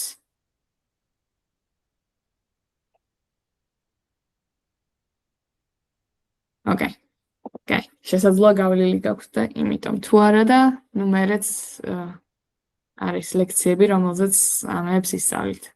ესეც რაღაცების შეცვლას და რაში გამოგადგებათ ხოლმე. ეხლა ჩვენ ხელით დავწერეთ ეს რაგი, თუმცა შეგიძლიათ პირდაპირ გამოიყენოთ თულები, რომლებიც ამას თქვენთვის აკეთებენ და რეალურ ცხოვრებაში პირდაპირ გამოიყენოთ. სავარაუდოდ ამას არ მოგცემენ ოლიმპიადაზე. თუმცა ზუსტად არ ვიცი. მაგრამ ალბათობა იმისა, რომ მოგცემენ დაბალია. ამიტომ ეს ხელით რო გავწერეთ რაგი, ცუდი იდეა არ იყო. მაგრამ ზოგადად ცხოვრებაში შეგიძლიათ მე დახედოთ და ნახოთ როგორ გამოიყენება. რომ თქვენ დარიწვალოთ ხოლმე. კაი, გადავიდეთ მაშინ ბოლო ნაწილზე, რომელიც არის AI აგენტები. ეს არის იგივე რაც LLM-ები, მაგრამ AI აგენტები ფიქრობენ, მოქმედებენ და აკეთებენ follow-ups. კაი, რა არის AI აგენტი? ეს არის ჯამი, ასე ვთქვათ, large language model-ის, ხელსაწყოების, რომელსაც ვაძლევთ ამ აგენტს და loop-ის, ანუ ციკლის, რომელშიც ეს აგენტი, ასე ვთქვათ, მუშაობს. სადაც large language model თვითონ წყვეტს რა ნაბიჯი გადადგას. აქვს მეხსიერება, როგორც თქვი, ხელსაწყოები. ამ ხელსაწყოების გამოყენებით შეუძლია retrieval-ის გაკეთება და დაგეგმვა. და ციკლში მიდის ამ ყველაფერს იყენებს, ასე ვთქვათ, ერთად. მოდელი წყვეტს, რომელი თული გამოიყენოს, რა არგუმენტებით და როდის გაჩერდეს. ყველაზე მარტივ მაგალითად თქვენ ალბათ წარმოგიდგენიათ, რომ ეს AI აგენტი იქნებოდაო, რომ დაწეროთ კოდი, სადაც გაუშვებთ ერთ პრომპტს და მერე მეორე პრომპტში პირველი პრომპტის პასუხს შევუშვებთ როგორც input-ად. და ესეც რაღაც ოდნავ აგენტურ ამას გიტოვებთ ალბათ შთაბეჭდილებას, რომ რაღაც აგენტური ააწყვეთ. ამაზე ანთროპიკი გამიჯვნას აკეთებს, რომ ეგეთი რაღაცები მაგალითად წინასწარ აწყობილი code ბილიკები თუ გაქვთ, მაგას უფრო ვეძახით workflows. თუ კი ეს არის პროგნოზირებადი, შესაბამისად უფრო იოლია რომ დაადებაგიროთ, უფრო იაფიც არის, იმიტომ რომ ზუსტად იცით რამდენ large language model calls გააკეთებთ. გამოსადეგია, როდესაც ნაბიჯები წინასწარ ცნობილია თქვენთვის და მაგალითად გააკეთებთ prompt chaining-ს, როგორც თქვი, ერთი prompt-ის output-ი მეორეს input-ი იყოს, routing-ი, რომ რაღაც ერთი გაუშვათ ერთ მოდელზე მეორე მოდელზე, ან პარალელიზაცია ერთდროულად რამდენიმე prompt-ი გაუშვათ და მერე ეს ყველა პასუხი ერთად ნახოთ. ეს არის workflow. აგენტში LLM-ი დინამიურად მართავს თავის პროცესს და თულების გამოყენებას. არის უფრო შესაბამისად მოქნილი, გადასცემს ღია ამოცანებსაც, ანუ open-ended ამოცანები. თუმცა უფრო ნელია, უფრო ძვირია. ნამდვილად უფრო ძვირია. უფრო სწორია, როდესაც თქვენთვის სირთულე რაიმე ამოცანის წინასწარ უცნობია. და მაგალითად გვაქვს React აგენტები, research აგენტები, coding აგენტები გეცოდინებათ. რამდენს გამოგიყენებიათ კურსორი. აბა ხელის აწევით ან like-ით. თუ გაგიგიათ კურსორის შესახებ. აი, ძალიან სახალისოა. მაშინ შეიძლება ლექსის ბოლოს გაჩვენოთ კურსორში დავწერო რაღაც იმის ნაცვლად, რომ პირდაპირ კოლაბში გაჩვენოთ რაღაც დაწერილი. ოკეი, აი, განვახსოვთ. მე აგიხსნით კურსორი რა არის, მაგრამ ძალიან გამოსადეგი და სახალისოა. ზოგადად თუ კი აპირებთ, რომ ისეც რაღაც დეველოპერული აკეთოთ ხოლმე. იოლად რო განვარტოთ, აგენტს გადააქვს სიტყვები action-ში, მოქმედებაში. თუ კი large language model-ები უბრალოდ აფრედიქთებენ რაღაც ტექსტს, AI აგენტს შეუძლია რომ iterაციულად, ანუ ციკლში, loop-ში გააკეთოს რაღაც action-ები და შეცვალოს რაღაცა თავის გარემოში. და ასევე გააკეთოს observation-ები, ანუ დააკვირდეს თავისი action-ების შესაბამისად, ქმედებების შესაბამისად, როგორ შეიცვალა გარემო ან რაზეც იმოქმედა. Language model agent-ები არიან აგენტები, რომლებსაც აქვთ language model backbone-ი, ანუ მოდელი დაფუძნებული, ანუ უკან უდგას ნამდვილად რაღაც language model-ი. და მაგის გარეშე ვერ იმოქმედებს, იმიტომ რომ თქვენ როგორც user-ი თუ ესაუბრებით რაღაც აგენტს, ესაუბრებით ერთდროულად language model-საც, რომელსაც უბრალოდ აქვს ხელსაწყოებზე წვდომა და შეუძლია iterაციულად რაღაცების გაკეთება და შეცვლა environment-ში. რა არის აგენტის დეფინიცია? მოთხოვნები, ასე ვთქვათ, აგენტის არის ის, რომ შეძლოს ხელსაწყოების აქტიური გამოყენება. ხელსაწყოებში, მოდი რაღაც მაგალითებს მოგიყვანთ, მაგრამ მერეც გაჩვენებთ. ხელსაწყოებში იგულისხმება თუნდაც კოდის შეცვლა რომ შეეძლოთ, აი თქვენს Dev++-ში თუ წერთ, რომ შეძლოს პირდაპირ თქვენს ტერმინალში კოდის დაწერა, ან წასვლა და web search-ის გაკეთება და Google-ში რაღაცის დასერჩვა. კიდევ ერთი მოთხოვნაა, რომ ინტერაქციული მრავალნაბიჯიანი პროცესის ნაწილი იყოს, ანუ ერთი ქოლის გაკეთება საკმარისი არ არის, ერთი პრომპტიდან მორჩა საქმეს ეგრე არ არის. უნდა იყოს რაღაც iterაციები აკეთოს და შეძლოს დააკვირდეს თავისი მოქმედებების შედეგად რა შეიცვალა, კიდე სჭირდება თუ არა რომ რაღაც იმოქმედოს თუ მორჩა. და გარე სამყაროსთან ინტერაქცია ამის მიხედვით. ნებისმიერ აგენტს სამი კომპონენტი აქვს, როგორც თქვი მანამდე. Underlying LLM-ი, ანუ რაღაცა language model-ი, რომელსაც დაფუძნებულია, გადაწყვეტილების მიმღები, რომელიც ფიქრობს, ირჩევს ნაბიჯებს და აგენერირებს tool call-ებს. პრომპტი ამბობს მოდელს რა აქვს როლი, რა თულები აქვს, როგორ უნდა იფიქროს და როდის გაჩერდეს. ანუ აგენტსაც თქვენ რო პრომპტს წერთ chat-bot-ში, ასევე უნდა დაუწეროთ პრომპტი აგენტს, რომ იცოდეს, აი, ხშირად წერენ ხოლმე, რომ შენ ხარ რაღაც სპეციალისტი, senior developer-ი ხარ, ეს არის შენი კონტექსტი, კარგად შეგიძლია system design-ის აწყობა, ან web developer-ი ხარ და ზუსტად იცი როგორ მუშაობს HTML, CSS-io. და რაღაც პრომპტი ეძლევა, საიდან ძგებულობს რისი გამოყენება შეუძლია. შენ შეგიძლია web search-ი გააკეთო მაგალითად. და რა კონტექსტი აქვს. და action observation space, ანუ მოქმედებების და დაკვირვების სივრცე. რისი გაკეთება შეუძლია მოდელს, რაღაც ქმედებების და რა უბრუნდება, ანუ დაკვირვებაც უნდა შეეძლოს. მაგალითად web search-ში დარანოს კოდი, წაიკითხოს თქვენს კომპიუტერში არსებული ფაილი. და AI agent-ი შენდება ასე, მოკლედ ამ სამი კომპონენტის განაზრებული შერჩევით და ერთად აწყობით. აი, ერთად გადავუაროთ ახლა რამდენიმე LM სისტემას და გავიგოთ რომელია აგენტი და არა. პასუხები კი მიწერია გვერდით, მაგრამ ისედაც საკმაოდ ცხადია. მაგალითად LM სისტემა, რომელიც ეძებს web-ში რაღაცას.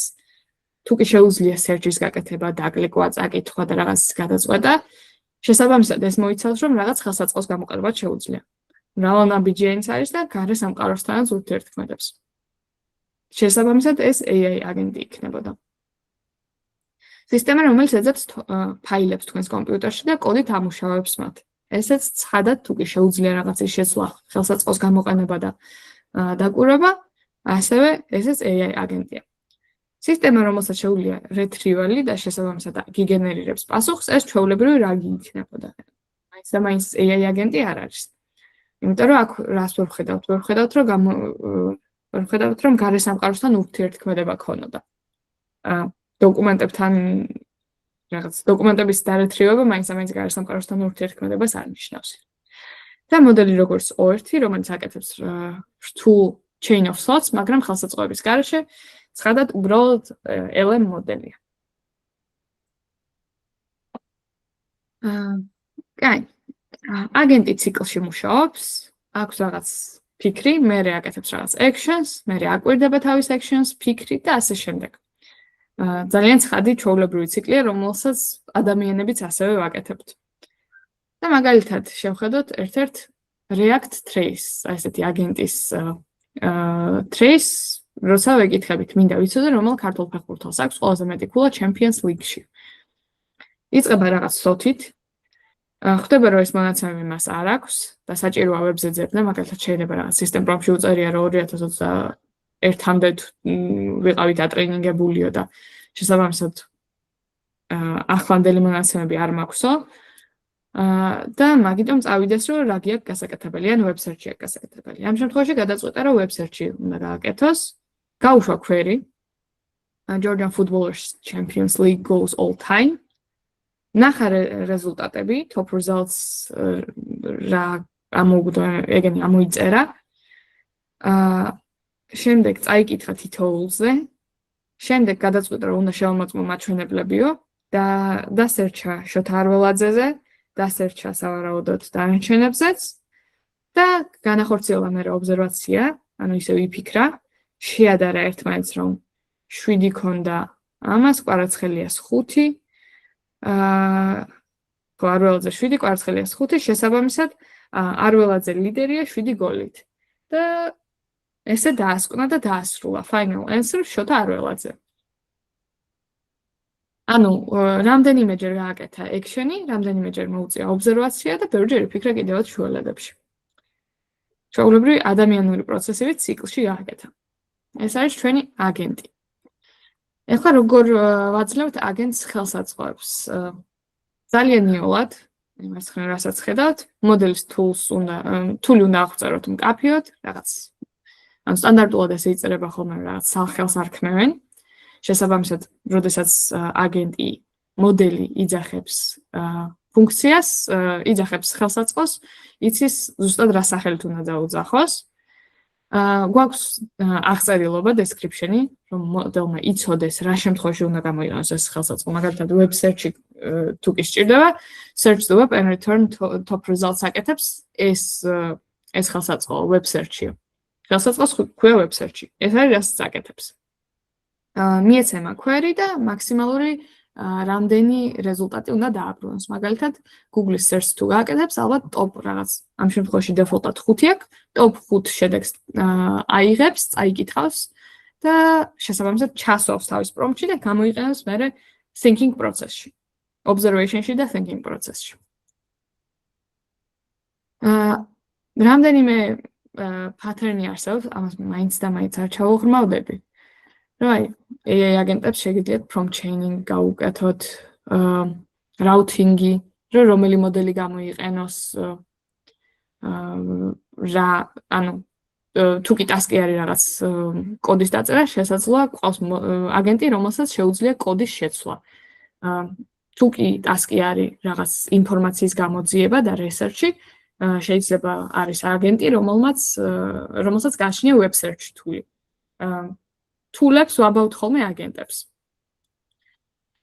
პარალელიზაცია მაგალითად ერთდროულად მოხდეს რაღაც web search-ი და კოდის შეცვლა ერთდროულად ხდებოდეს და რამდენიმე აგენტი შესაძლოა ერთდროულად მუშაობდეს.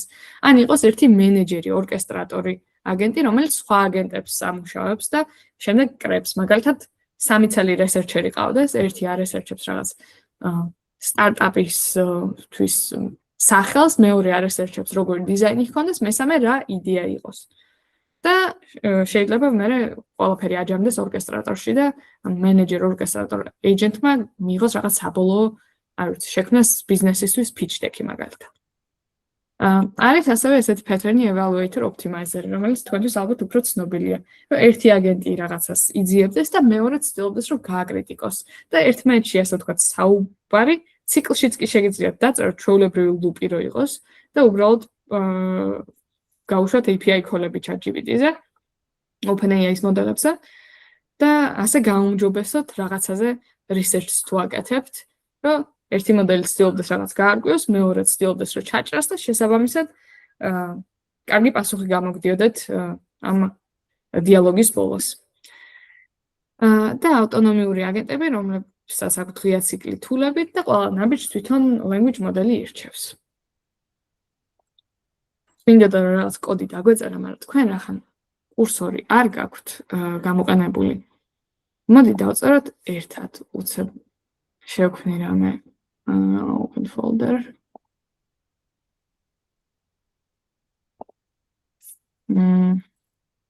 ეს რა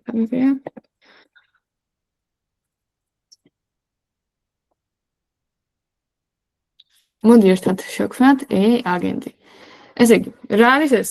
Dev++-ი გამოგიყენებიათ? რა ედიტორში წერთ ხოლმე კოდს? ეგ მაინტერესებს. VS Code, Colab. აბა რომელს? მე Dev++ ვიყენებდი, აი competitive programmist. კი ბატონო. Colab? ანუ EOI-ის ამოცანებს რა შეატარებთ ხოლმე? მე Visual Studio-ში. Okay, VS Code. ეს ძალიან გავს VS Code-ს. თუ ატყობ ესე რომ ჩავმალო. ახლა ფაილს დავამატებ. main.py აქვს. აქეთ ფაილები გვაქვს, აქეთ ედიტორი გვაქვს. ეს ახალი რაღაცა. ეს არის კურსორი, რომელიც არის AI assisted IDE. ანუ ჩაშენებული აქვს თვითონ აქ რაღაც AI მოდელები, რომლებიც შეგიძლიათ გამოიყენოთ და ამ მოდელებს რა აგენტებს შეუძლიათ რომ თქვენი კოდი აქ რაც დაწერეთ, არის შეცვალონ. მაგალითად, change code in main.py to something that uses Crew AI. Crew AI რაღაც ბიბლიოთეკა. ახლა მინდა უბრალოდ გაჩვენოთ, რომ შეუძლია კოდი შეცვალო. მომთხოვა რომ რაღაც უფლებები მომეციო. და აქვე საუბრები, ეს არის მოდელი, რომელიც ავირჩიე Composer 2 Fast. ცოტა ხანი უფასოდაც შეგიძლიათ ამის გამოყენება, ნუ მე თუ კი მართლა ძალიან შეყვებით შეიძლება ფასიანი ვერსია მოგინდეთ რომ გადმოიწეროთ, უბრალოდ იყიდოთ ფასიანი ვერსიაც. მაგრამ რაღაც ლიმიტირებული რაოდენობით მარტივი მოდელების გამოყენება შეგიძლიათ, ან საშუალო, კარგისაც, უბრალოდ კარგი ალბათ 1-10 წუთი გაგიძლებთ. უფასო ვერსიაზე. ვაიმე, გადაწყვეტა რომ დამიინსტალიროს 2 წამი რამე უფრო მარტივი უნდა ვუთხრა.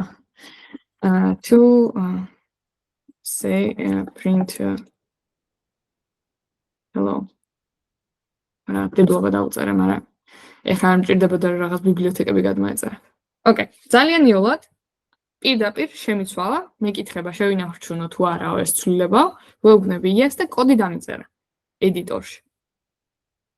ეს თუ არ გამოგიყენებიათ მანამდე მე ძალიან გამიხარდა, როდესაც პირველად გავია ამის შესახებ. ესე 2 წლის წინ, არა. წელიწადნახევრის წინ მე მგონი, გამოვიდა. Colab-ში მაგას თვითონ შვება ხოლმე Gemini თუ კითხავ რაღაცას. Colab-ში? ხო. კი. ხშირად არ გამომიყენებია, მაგრამ შემჩნევია რომ მაგათმაც დაამატეს. კი ბატონო. მაგრამ იმდენად კომფორტული არ არის როგორც ეს, იმიტომ რომ გვერდით შეგიძლია ანუ სესია გქონდეს. Gemini-ში, Colab-ში Gemini-ის სესიები გააქვთ, ანუ დიდი ხანი რო ესაუბრო chatbot-ს, იმიტომ რომ აქ მე შემიძლია გავაგრძელო საუბარი. იქ არ მახსოვს არის თუ არა გაგრძელების საშუალება. არ ვიცი, რავი, ეკრანი იყოფა შუაზე და გვერდზე ჩატი გაქვს ჩაულებრივად, აქეთ წერ კოდს შენ ისიდან აკოპირებს თვითონ სოლს. ოკეი, ანუ მაგათმაც დააპდეითეს. მანამდე არ იყო ეგრე. ეს იყო კურსორი იყო, რამაც სულ თავიდან გამოიწვია ესეთი იდეის წარმოშობა, ასე ვთქვათ, აბორა. ნუ სავარაუდოდ ყველაზე პირველები არ იყვნენ, მაგრამ ყველაზე სწრაფები და ცნობილები გახდნენ. აი, რისი გაკეთება მინდოდა ახლა მე? მინდა დავწერთ მულტიაგენტური სისტემა. და მე გამოვიყენებ რაღაც ერთ-ერთ frameworks, არ არის აუცილებელი რომ მაინც იცოდეთ, მაგრამ ამარტივებს აგენტის შექმნას, რომ ანუ პირდაპირ დაწერთ რა აგენტია, რა თულები აქვს და ჩვენ მოდი გავაკეთოთ აგენტი, რომელიც რას research-ებს, რამე იდეა გააქვთ. აგენტი, რომელსაც შეუძლია რისი გაკეთება. აი, მე შემიძლია web search-ის გამოყენება, იმიტომ რომ მაგის ახლა API key მაქვს ხელზე. ამიტომ რამე იდეა თუ გაქვთ რისი გაკეთება გვინდა? არ ვიცი, სიახლეები მოიძიოს სპორტში, ან დაარესერჩოს რაიმე ბიზნეს იდეა. გაქვთ რაიმე პრეფერენცია თუ ავარჩიო რენდომზე?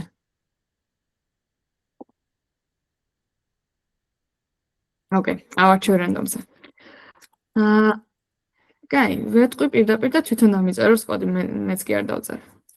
Let's write code that creates an agent that can research web and has web search tool and agent that can assess the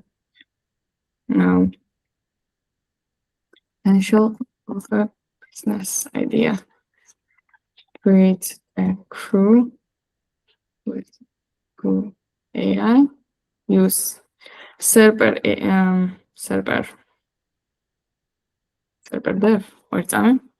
ასე იგი server-ი არის API, რომელიც მაძლევს საშუალებას, რომ აგენტებს მივცე წვდომა web search-ზე, ანუ web search tool-ისთვის არის. მაინც არ გამიჭადეს ახლა ოღონდ ეკრანმა. არა. სადღაც მქონდა.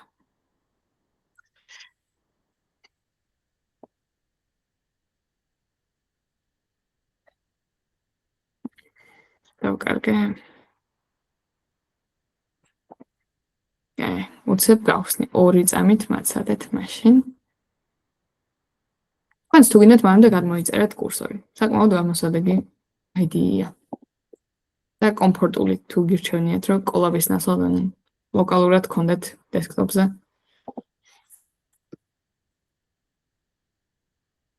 Okay, server dev ქვია. და სრულიად უფასოდ მაქვს ეს API key, ასე 2500 free queries გაკეთება შემიძლია და აი ვიყენებ 1 წელია და არა უმწურვია.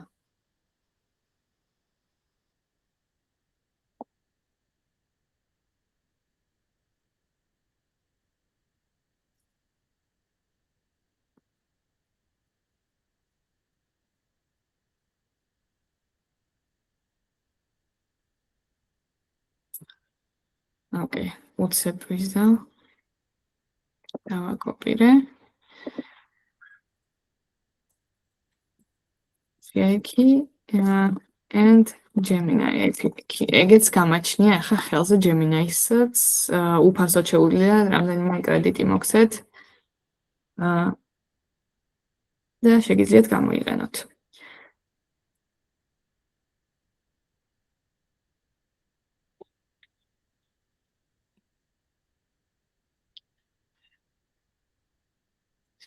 Okay, ცოტა ხანი დავაცადოთ. Business Assessment Agents using Server and Gemini. გამოიყენებს CrewAI package-ებს. CrewAI ჩვეულებრივი package-ია, რომელიც გიმარტივებთ რამდენიმე აგენტის ორკესტრაციას და ეხლა რომ ნახავთ, რამდენად იოლად იწერება, მიხვდებით, რომ ანუ ხელთად შეგიძლიათ ეგ გაწეროთ, ეხლა რასაც დავწერთ CrewAI-ის გამოყენებით, უბრალოდ CrewAI, ასე ვთქვათ, ალამაზებს რა. უფრო აბსტრაქტული ხდება, ასე ვთქვათ, აგენტის შექმნა და მაგათთვის ტასკის გაწერა. ცოტა ხანი გადმოიწერს package-ებს. მაგრამ რაიმე შეკითხვა ხო არ გაქვთ აქამდე რაც გავიარეთ იმაზე. ეს ბოლო ნაწილია უკვე. მოვრჩებით ლექციას, სავარაუდოდ 5 წუთში როგორც კი ეს მორჩება და გავტესტავთ. მას ჩატში დაგიწერთ ახლა. Okay.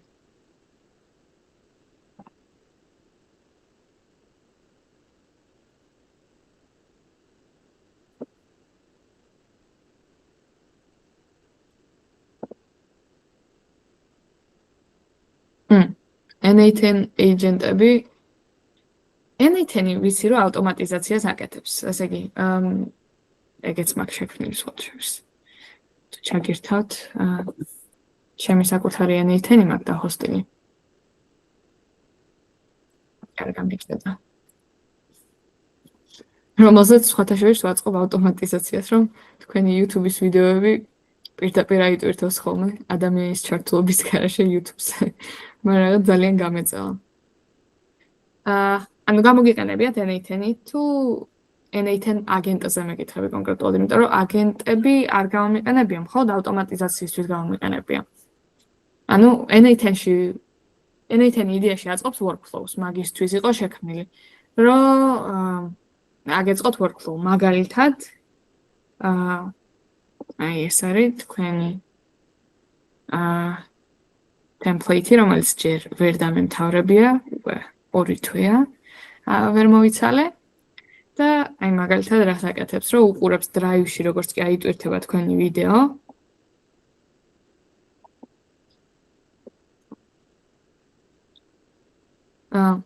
ესე იგი, ტრიგერია, რომელიც უბრალოდ უყურებს Drive-ში აიტვირთება თუ არა ვიდეო. რაღაცებით ფილტრავს, იქ სათაურით ფილტრავთ. ვადაუნლოუდებ ამ ვიდეოს, იმიტომ რომ მე უნდა მივაბა ეს ვიდეოს დასაწყისში რო გვაქვს ხოლმე ინტრო, თუ შეგიმჩნევიათ და გინახავთ ვიდეოები YouTube-ზე როგორც იტვირთება. მაგას ვაექსეკიუტებ, მე ვააპლოუდებ ისე უკან Drive-ზე, უკვე ინტრო მიბმულს. მე Discord-ზე გაეშვება, რომ YouTube-ის ვიდეო აიტვირთაო. და AI agents აქ არ ვიყენებ, მაგრამ შემეძლო გამომეყენებინა, აი მაგალითად მიმეცა რაიმე AI აგენტისთვის წვდომა Excel-ში გვაქვს, უბრალოდ Google Spreadsheet-ში გვაქვს სათაურები ჩამოწერილი ლექციების. და ასევე ვიდეოს, როდესაც დრაივზე ვტვირთავთ, მაგასაც სათაური ეწერება და ცოტათი არეული სათაურია ხოლმე, იმიტომ რომ დრაივი მაინც თავისებურად აკეთებს. ხო და შემეძლო რომ AI აგენტი გამომეყენებინა, აგენტიც არა, უბრალოდ LLM-ი გამომეყენებინა, რომ ეპონა რომელი სათაური შეესაბამება რომელ დრაივის ვიდეოს. რა გაინტერესებდა კონკრეტულად, უფრო უკეთ შემიძლია გიპასუხო. რაღაც ვიდეო ვნახე, აწყობდნენ ხელით და მაინტერესებდა, ვერ გავიგეთ ეს რა იყო. აბა დაახლოებით მითხარი რასაც წყობდნენ. ეხლა ვნახავ და რომ არ შემიშალოს რამეს. ოკეი. ანუ უმეტესად არის, როგორც ნახეთ რა, ნოუდები იყო. და ნოუდებით აწყობილია workflow, რომ ჯერ ეს გააკეთე, მერე ეს გააკეთე. მე შემეძლო loop-შიც გამეკეთებინა რამე ჩამესვა. და ანუ აქ ახლა ჩვეულებრივი ნოუდები მაქვს გამოყენებული, მაგალითად შეამოწმე დრაივზე აიტვირთა თუ არა, წაიკითხე ფაილი, დარანე რაღაც სკრიპტი. მაგრამ ასევე არსებობს AI ნოუდებიც, build autonomous agents. შემეძლო ჩამესვა აქ AI აგენტი.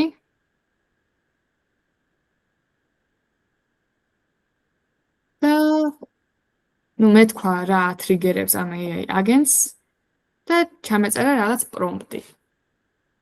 ანუ ეგეც როგორც ცალკე რაღაც ერთ-ერთი ნოუდი ისე ყოფილიყო workflow-ში განთავსებული, რომ რამე საქმე მიმეცა, რომ შენ მოგდის ინფორმაცია წინა ნოუდიდან, მაგალითად რაღაც ფაილი გამოვიწერეთ, შენი task-ია რომ გაანალიზო ეს ფაილი, თუ კი ტექსტუალურია ან ვიზუალურია, აირჩევ შესაბამის მოდელს და მე შენი output-ი უნდა იყოს მაგალითად აღწერე რა არის ამ ტექსტში, ან აღწერე რა არის ამ ფოტოში.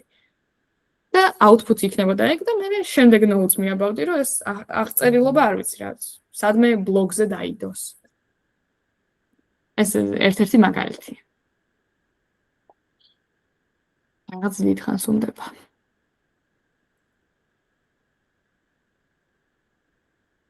ოკეი, მე მგონი მივედით ახლოს.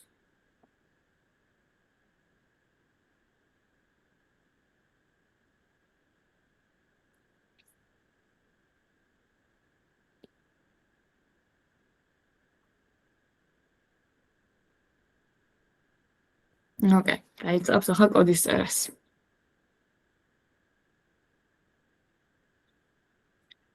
დაწერა requirement-ები, რომელიც გვჭირდება რომ გადმოვიწეროთ, დავაინსტალიროთ.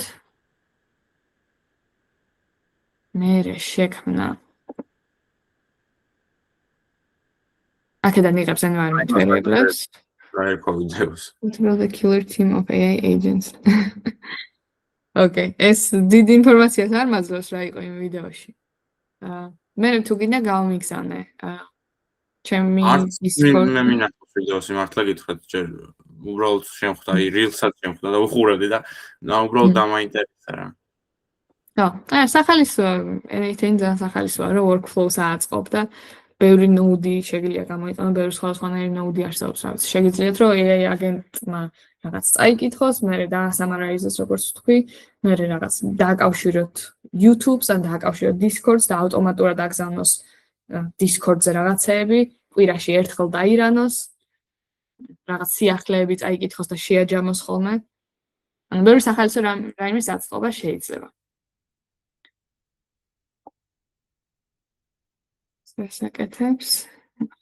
ვთქვათ ქისკაი, ახლა არ იმუშავებს. მოდი წავიკითხოთ კოდი რა დაგვიწერა. Build LLM. ესე იგი Gemini API key მომეციო. არ მაქვს დასეტაპებული ჯერ, არსად არ მომეცია. Create crew. კაი. ეს არის ფუნქცია, რომელიც უფრო გვადარდებს. ესე იგი build LLMs. ესე იგი აიღებს LLMs აქედან. გადაწყვეტა რომ გამოეყენებინა Gemini 2.0 Flash მოდელი. ჩაუსვავს API keys, იმისთვის რომ გამოყენება შეგვეძლოს. ტემპერატურა მიანიჭა 0.2, ანუ არც ისე კრეატიული, არც ისე რენდომული მოდელი, საკმაოდ straightforward ტემპერატურაზე დავაყენეთ. მერე შექმნა Serper Dev Tool, სახელიც კი აქვს, ძალიან გვიმარტივებს საქმეს Crew AI, რომელიც არის ბიბლიოთეკა, რომელსაც ვიყენებთ. server dev tool დადეფაინებული არ არის და მე მგონი ხო, აი პირდაპირ crew AI tool-ებიდან აიღო ეს server dev tool, რომელიც უბრალოდ ფუნქციას ავარაუდოთ, რომელიც ჩვენ ახლა დავაიმპორტეთ და საქმე გაგვიმარტივა. მაგრამ ხელით გაწერაც არ იქნებოდა მაინც და მაინც რთული. პირდაპირ აიღო ეს tool-ი. Tools მისცა რომ 8 ცალი რეზულტატი დამებრუნეო. მერე შექმნა researcher აგენტი. უთხრა რომ შენი როლი არის market და web researcher-ი იყო. მისცა მიზანი gather timely cited facts from the web about the business idea, market size, ასე შემდეგ ტრენდები და რისკები. ეს არის შენი backstory-ო, ანუ ასე ვთქვათ, წინა კონტექსტი, რომ შენ ხარო ანალისტი, რომელიც იყენებს ამას და ამას. You prefer primary sources, recent data, and you call out uncertainty. მისცა tool-ი, ამ tool-ის გამოყენება შეგიძლიაო, search tool-ისო. და უთხრა შენ ამ language models გამოიყენებო, ანუ ამ შემთხვევაში Gemini-ს. მერე შექმნა assessor agent-ი, რომელიც შეაფასებს business იდეას, როლიც შესაბამისად აქვს მოცემული, არ გააჩნია tool-ები, ანუ ჩვეულებრივი language model-ია, იგივეა GPT-ს რო ჩაუგდოთ რაიმე და შენ იქნებიო Gemini-ო. ასე, ანუ ერთი და იგივე language models ვიყენებთ. და შემდეგ უნდა შეიქმნას task-ი, რომელსაც მივცემთ. Task-ის აღწერილობა დაიწერება ასე. Business idea to investigate is და რაღაც input-ი გვაქვს. გამოიყენე search tool-ი multiple times, რომ დაარეsearch-ო ეს და ისო. ასე შემდეგ, შეადგინე მერე სტრუქტურული brief-ი, ერთი paragraph summary, market and customer notes, ასე შემდეგ, მოკლედ business-ისთვის რაც გამოგვადგებაო. List of sources, title, URL. Against mutiteo, ანუ საიდან მოიტანე რასაც ამბობ. Expected output mutitет, markdown research brief grounded in web results, ასე შემდეგ. ეს იყო research task-ი. ეს არის assessment task-ი, ანუ ეს მიეცემა research agents, ეს მიეცემა assessment agents, using only the research brief from the previous task, plus your reasoning, ანუ ისაც მოდელი ხარ რაღაც გაგეგება და მაგის გამოყენებით და იმის გამოყენებით რაც research agent-მა დაგიბრუნა, რაღაცა შეადგინეო, მოკლედ validate the idea, რაღაცები გააკეთო. ნუ ბიზნესური. მე დაირანება main ფუნქცია. Main ფუნქციაში შეიქმნება crew. Crew-ში უკვე დავწერეთ, რომ ყავს ორი აგენტი, დავწერეთ ეს აგენტი რა tool-ებს იყენებენ, დავწერეთ რა task-ებს გააკეთებენ და მოდით დავრანოთ. ხო, API key-ები უნდა ჩავწერო ახლა და მე უკვე შეგვიძლია პირდაპირ დავრანოთ წესით.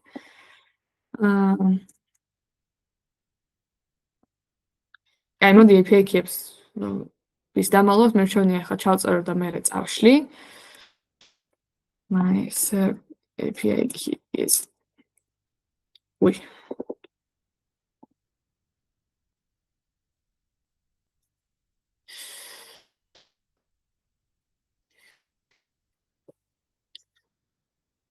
Okay, just a second. And my Gemini API key is the mute რაღაცა. Კონი აქვილავი. არა, ეს OpenAI აკრავდა. აქვილავი. იბატონო.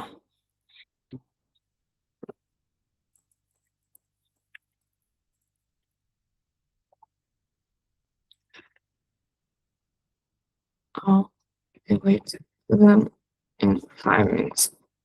Ja, უთხარი რომ დამისეტაპოს პირდაპირ environment variable-ებში ჩამიწეროს.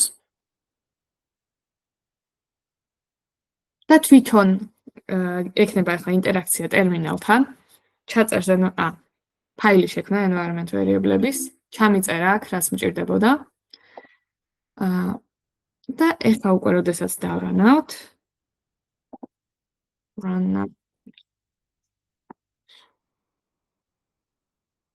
იდეას სად გვაწერინებს? აგერ ხელით გვიწერია იდეა. ესე იგი, main-ი რო დაირანება, უკვე მოცემულია იდეა. თქვენ ხო არ გაქვთ რაიმე business იდეა, რაც გინდათ რომ დავარეsearch-ოთ. ამან რაღაც თვითონ მიუთითა, რომ a subscription service that delivers locally sourced meal kits. გინდათ რაიმე თქვენი იდეა ჩავწეროთ?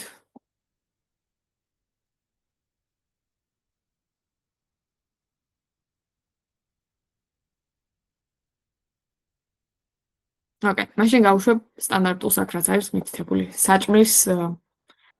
საჭმლის მიტანის subscription service. Diabetic friendly, low glycemic diets in mid-sized US cities. ანუ მარკეტიც მივეცით. ოკეი, დაიწყო ამან მუშაობა და რაღაც ერორი გვაქვს. Rate limit. რატო? დავხედოთ. დებაგინგით შეუძლია.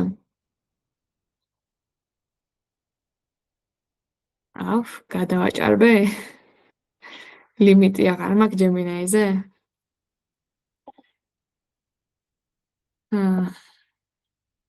მგონი არც OpenAI-ზე მაქვს ლიმიტი დარჩენილი.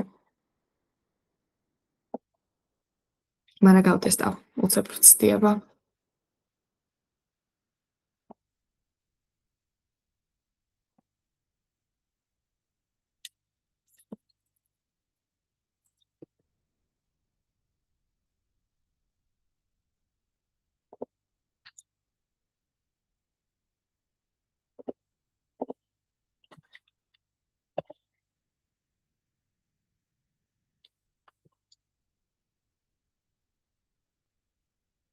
აი, ცადოთ. გვერდა ამის შევსება და ბარათის მითითება და მთელი ამბები ჯობია ლექციაში არ იყოს. და კოდს ჩაგიგდებ და მე შეგვიძლია გავტესტოთ. Discord-ზე მოვიწერები.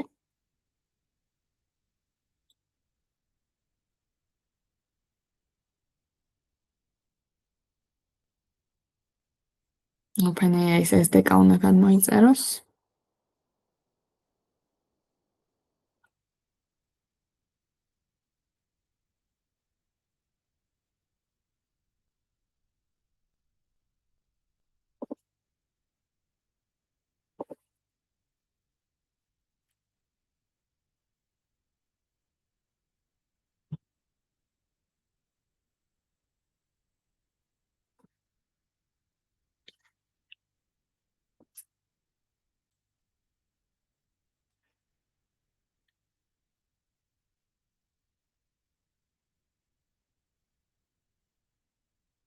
ხო არა, არც ამაზე იმუშავებს. კვოტა გამითავდა. ანუ Gemini-ს და OpenAI-ს ვერ ვიძახებ, მაგრამ მე კოდს ჩაგიგდებთ.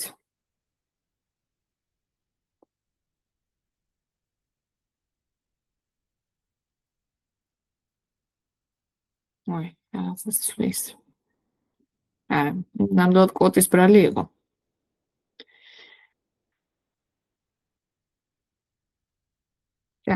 შეგვიძლია call-ი კი არა და რეკორდინგი გავციშოთ უკვე. და თუ გინდათ დარჩენა call-ში, შემიძლია უცებ შევავსო OpenAI-ს კვოტა.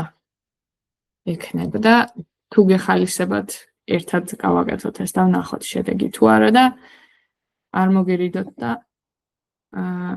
მითხარით თუ გირჩევნიათ რომ ახლა მოვარჩეთ ლექციას. რეკორდინგს გავთიშავ უკვე.